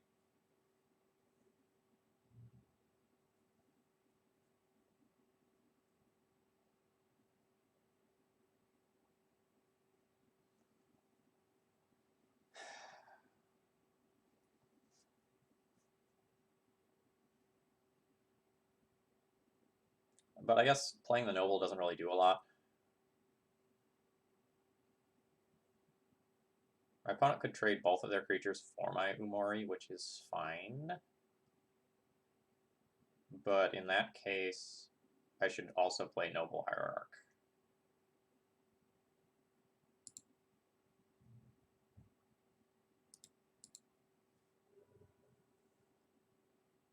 Yeah, but if my opponent just, like, plays this more controlling, it doesn't actually do anything, right?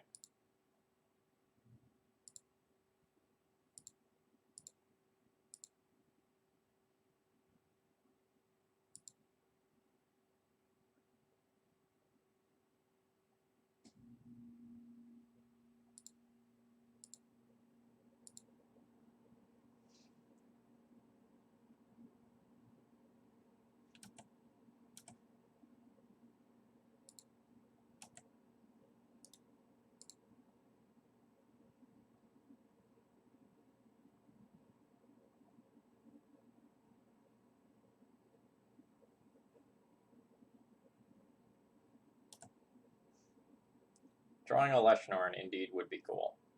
Okay, so no blocks.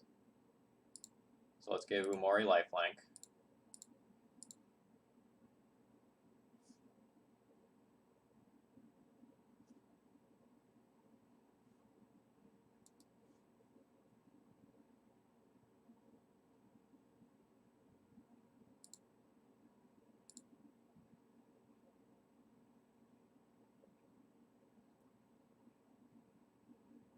Now it's a 6/7, and it should be pretty darn hard to remove that with red removal.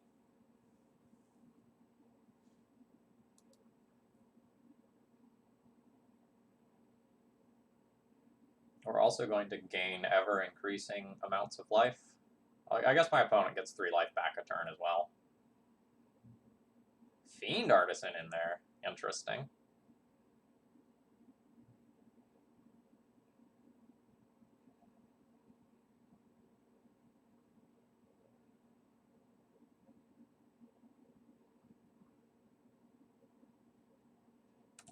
We've got ourselves a game.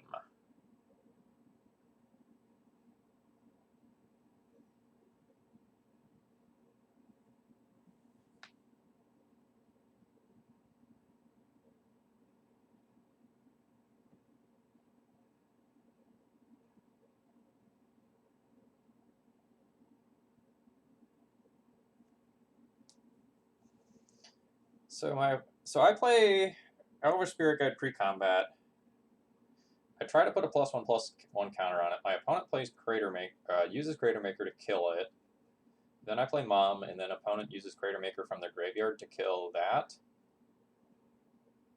So playing out my creatures doesn't actually seem too good here.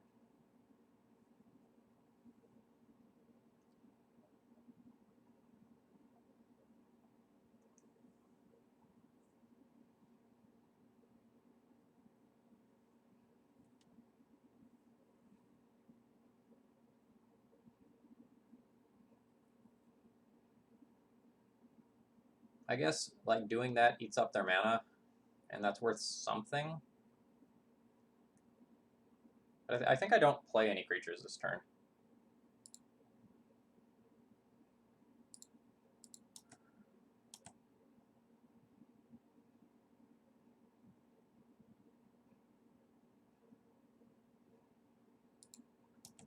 Which is super weird.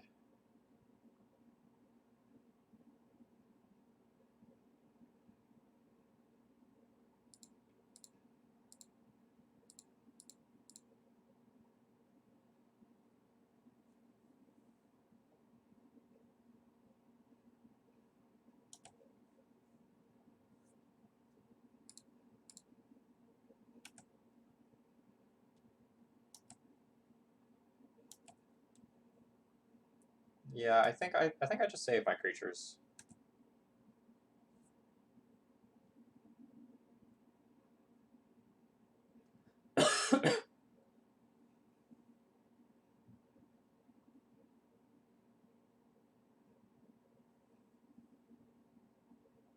I also don't really know how I win this game. Because, like, eventually my opponent draws a Caracas and bounces my Umori, and that's a problem.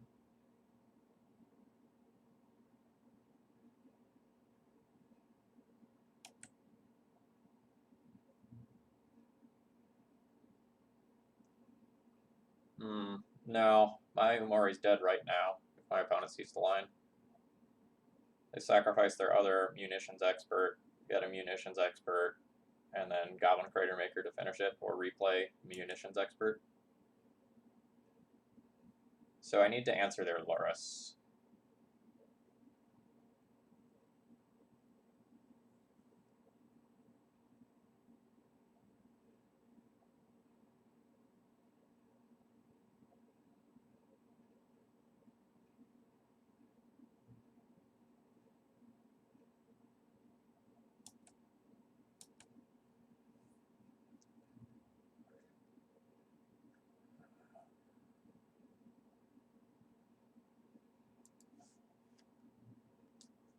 So I can get a Walking Ballista kill with Heliod, Suncrowned.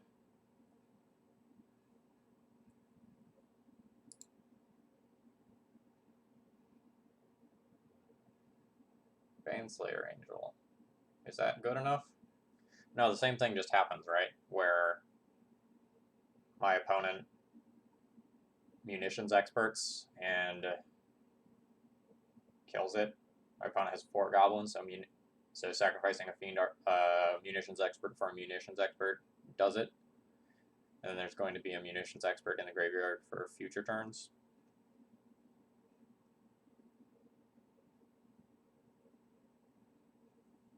Yikes.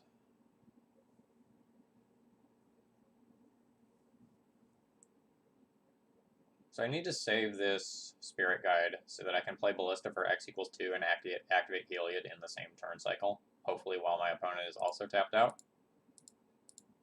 so that Goblin Crater Maker doesn't disrupt that.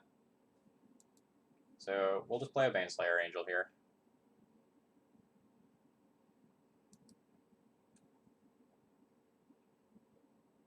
Could have gone for Baneslayer plus Mom, but I don't really think it does enough.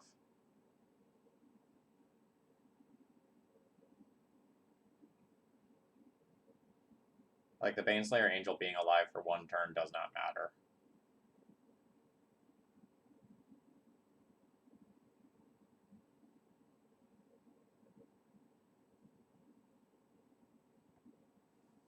It really sucks that I can't play traditional spot removal to just deal with Lurrus. Like, I don't get things like Lightning Bolt and Swords of Plowshares to just answer this. Because if we could take this off the table, I think we beat the rest of their crap pretty easily.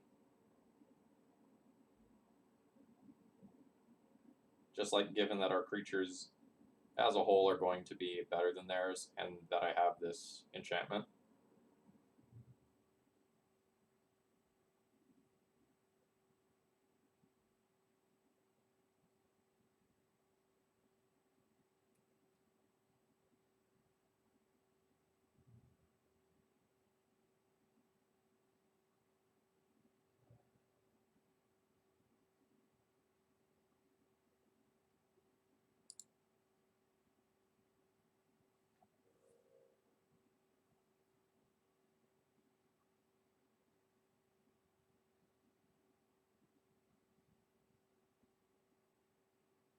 So I think you just name like Walking Ballista.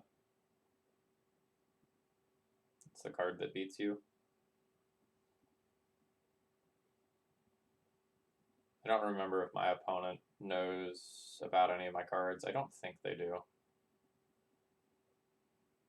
Like, I've had these in hand for a long time.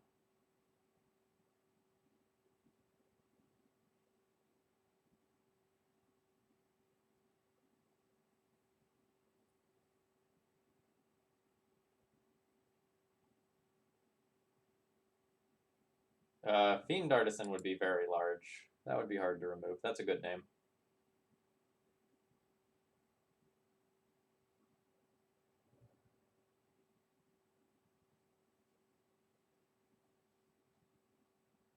I think that's the wrong name. Alright, GG's. We are losing to that.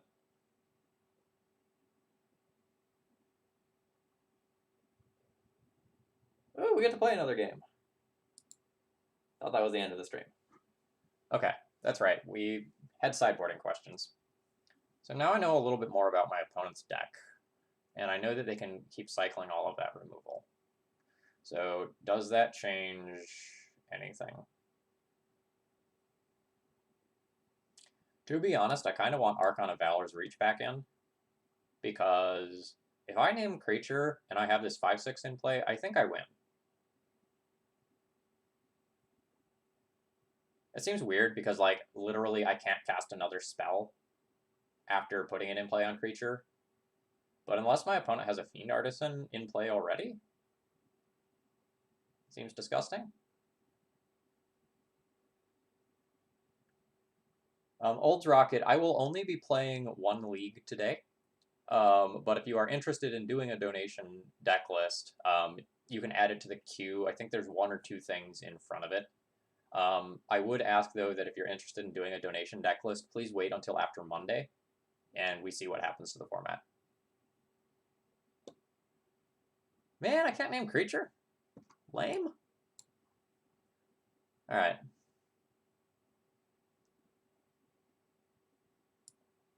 I'm less interested in Collector Oof than I was before, after just watching my opponent cycle through so many creatures. I was interested in stopping Bobble, but, like, it's clear that even with Bobble off, Lurrus is going to be a significant problem due to all of the sacrifice creatures.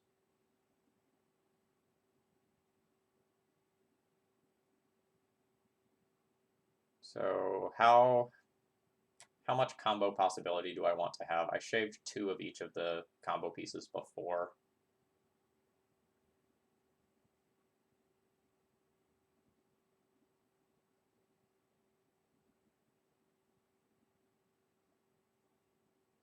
I don't know. Boarding with this deck is hard. I kind of think that, like, I can lose access to that infinite mana combo in order to just, like, have more consistent mana and be able to get to my top end sooner, because my top end potentially beats my opponent. For combo to knights, maybe that's true. Like, I was thinking of the knights just as something that got bigger than my opponent's creatures. I was just thinking of playing it as an X3. So I don't want to cut all of them.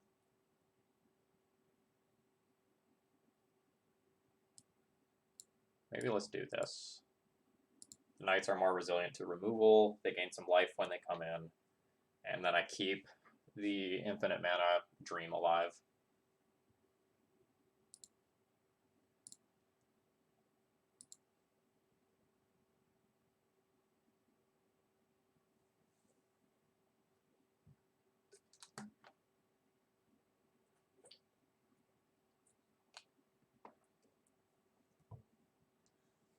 I don't think this hand is actually good. It gets me to Umori very quickly, but I don't know how I'm really winning. So this is just too much mana. I respect Ballista so much in this matchup, but I don't think that gets there. Whereas I think this hand is quite good.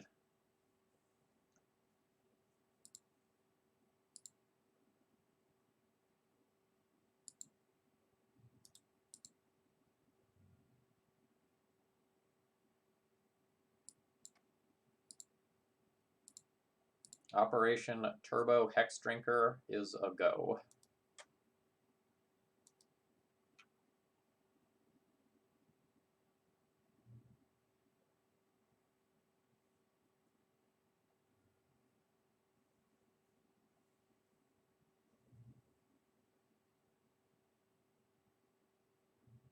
Ooh, Lotus Petal's in there. That means that my Hex Drinker might die.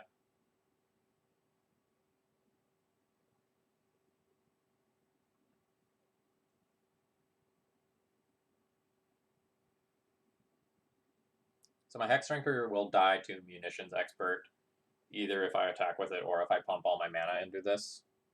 So I probably should not pump all of my mana into this.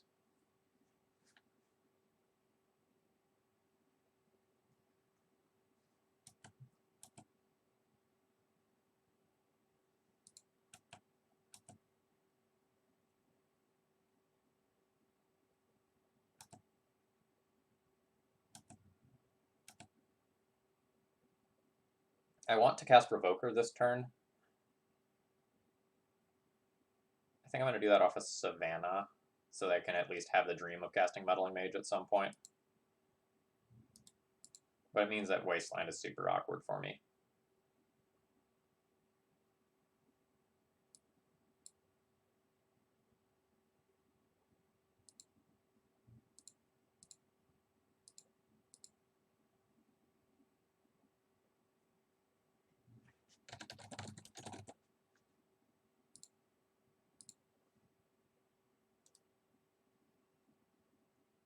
I am willing to name Lotus Petal here, even though like naming something like Goblin Crater Maker is probably better as the game goes along.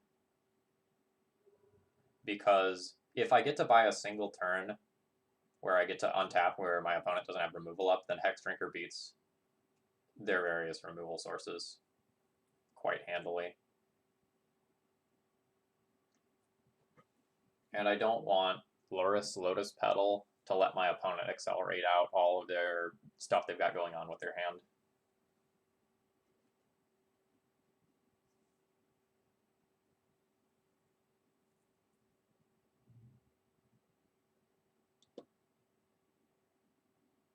Alright, so that is combat damage to a player, and we drew Caracas, so I can just bounce that.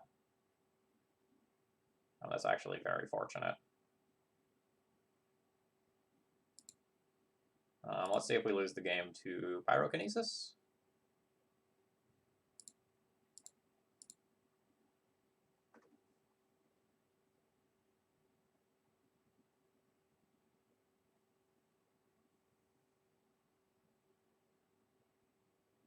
Yep.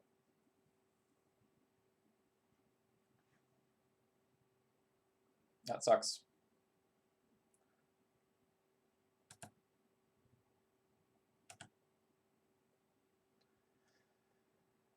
My opponent misplayed there. They should not have used Pyrokinesis there. They should have waited until I pump one more mana into it. Now I have a Spirit Guide that I wouldn't have had otherwise.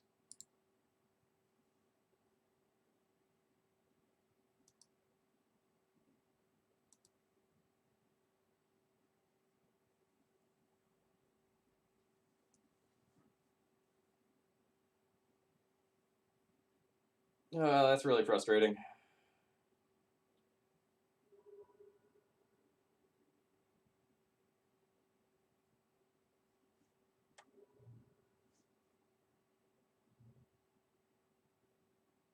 So everything that could possibly go wrong in the last turn cycle just went wrong. We lost the Caracas, so now we don't get to bounce Luris and the other idiot.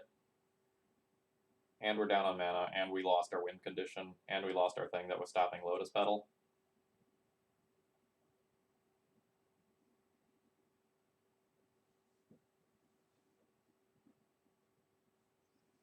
I can play Fiend Artisan as a 3/3 here. I can play Kitchen Finks.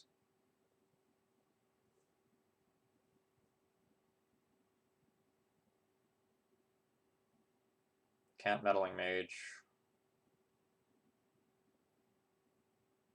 I'd like to save the Spirit Guide if possible for casting Umori to make my future spells cost less. Fiend Artisan maybe lives through red removal right now.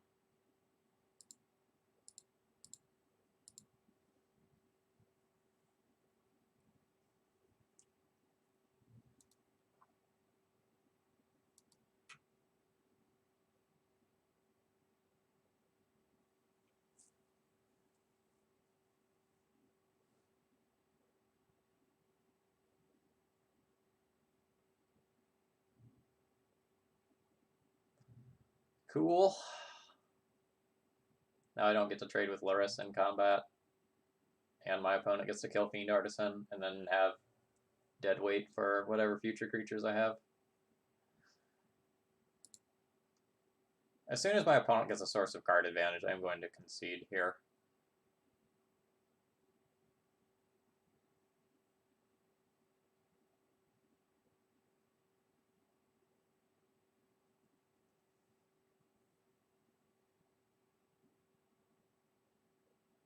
Like, I can play Kitchen Finks, have them dead weighted, it comes back smaller.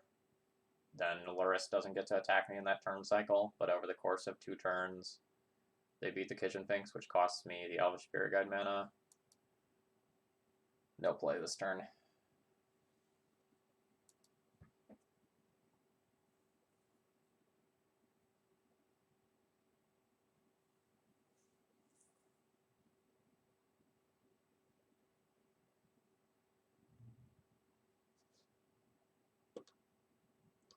So this, unfortunately,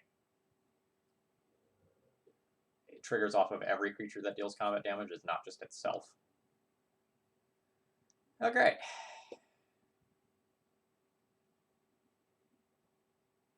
At least I'm not drawing Baneslayer.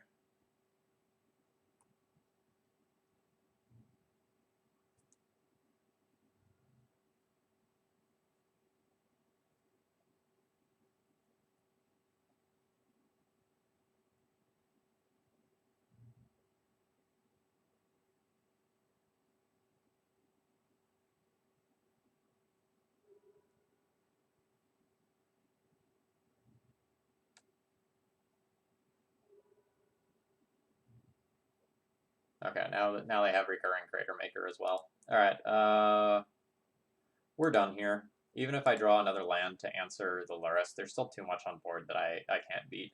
GG's. We lost that one to Pyrokinesis. Like, we potentially beat the Lurrus with fully leveled Hex Drinker if our opponent doesn't have Pyrokinesis. Our opponent misplayed there in terms of timing their Pyrokinesis, but it didn't matter.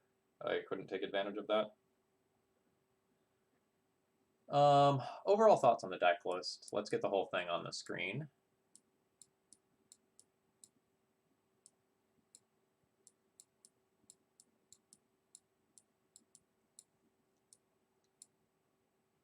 Okay.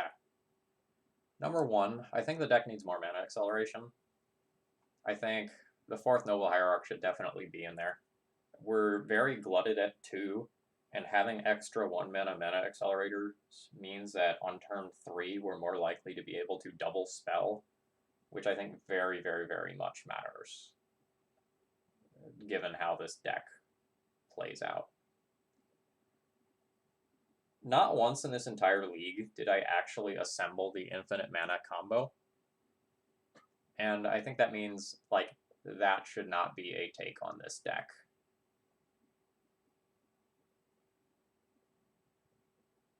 So, at least right now, it seems like there's too much removal running around for those cards to sit on the battlefield long enough to realistically allow me to win with the infinite mana plus one other card. So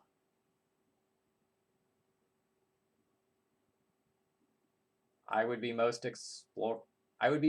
interested in exploring a version of this deck list that has removal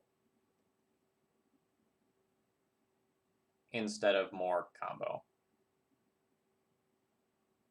So you could play. I'm going to just get rid of the sideboard and just like do some hypotheticals here.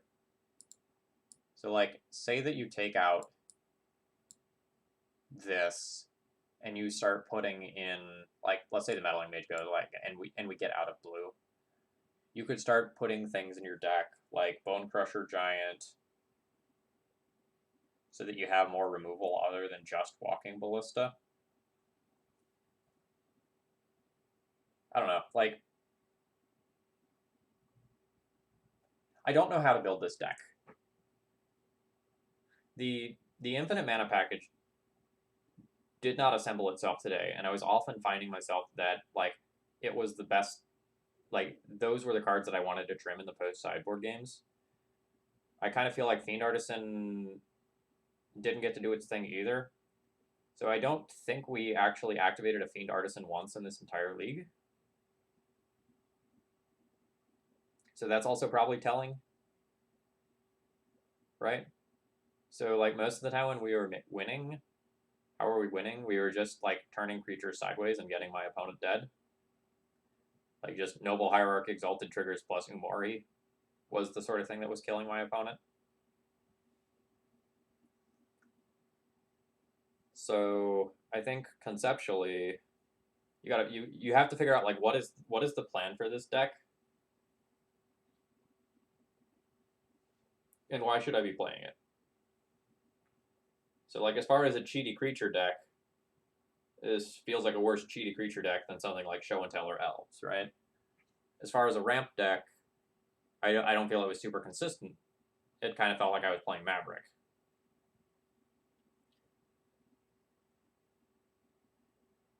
I don't know. Like, this was not a bad deck. That's, like, the first thing I want to say here. Like, this was a cool idea, and I felt like the deck played out fine. But at the same time, I also feel like a lot of our cards were underwhelming and didn't particularly do a lot. So, like, the infinite mana combo theoretically does a ton. Fiend Artisan theoretically tutoring up those endgame bullets or things that shut off our opponent's stuff matters. I think I want more 1-mana plays to help make initial turns better. And maybe that means bringing some things into the main deck, like more Hex Drinkers, Mother of Runes, Birds of Paradise, or something. Right now, I just don't feel like I'm a very good unfair deck. I feel like I am a medium power level fair deck. And I don't know that that's good enough. So if I want to be more interactive, then I want more removal that's creature-based. But if I play more removal that's creature-based, why am I not just like a Lurrus deck like what my opponent was doing, right? So like Umori this league, its reduction ability saved me a little bit of mana, but mostly because my opponents didn't bounce it when they should have.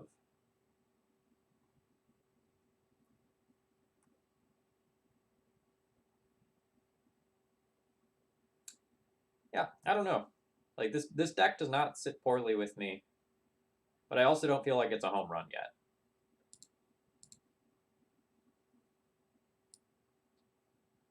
The restrictions are very weird and very fair here. And I don't know how to make this deck seem unfair.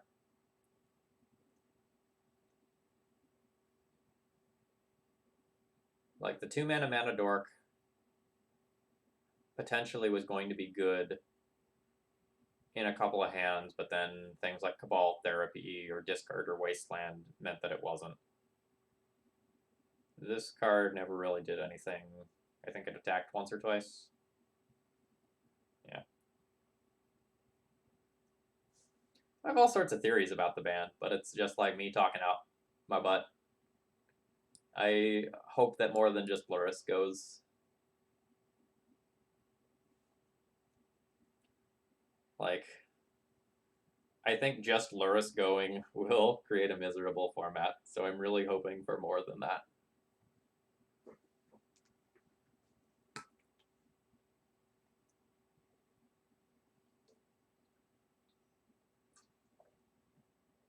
I'm unsure whether or not we are going to get major changes or minor changes. I am hoping for major changes.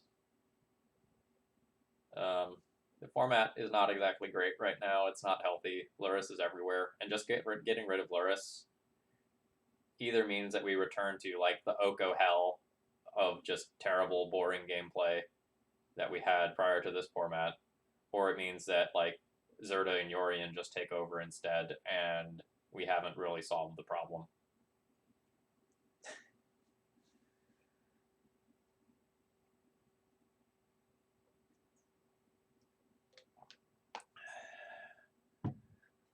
Sure.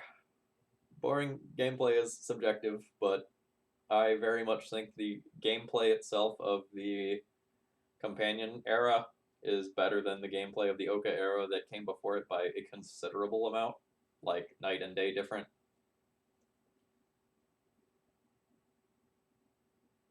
Yeah, but I don't want to harp on about all that stuff too much. Like ban discussion doesn't really do a lot. Like let's wait 24 hours, see what's going on, and then Monday night we're gonna record the Eternal Glory podcast, and I'll give you some real thoughts then. All right, I'm going to go ahead and call it a day here. I hope you all enjoyed the stream. We had a couple of interesting rounds and a couple of rounds that just really drug on with not too much happening. Again, if you are interested in supporting the stream, please do something like following or subscribing, like Dr. Derp just did. Thank you for that. And if you are really enjoying the format or you want to support me, please consider doing a donation deck list after we see what's going on tomorrow. I'm going to go ahead and turn you over to Anurag, who is presumably playing some Legacy. Have a great rest of the day, folks.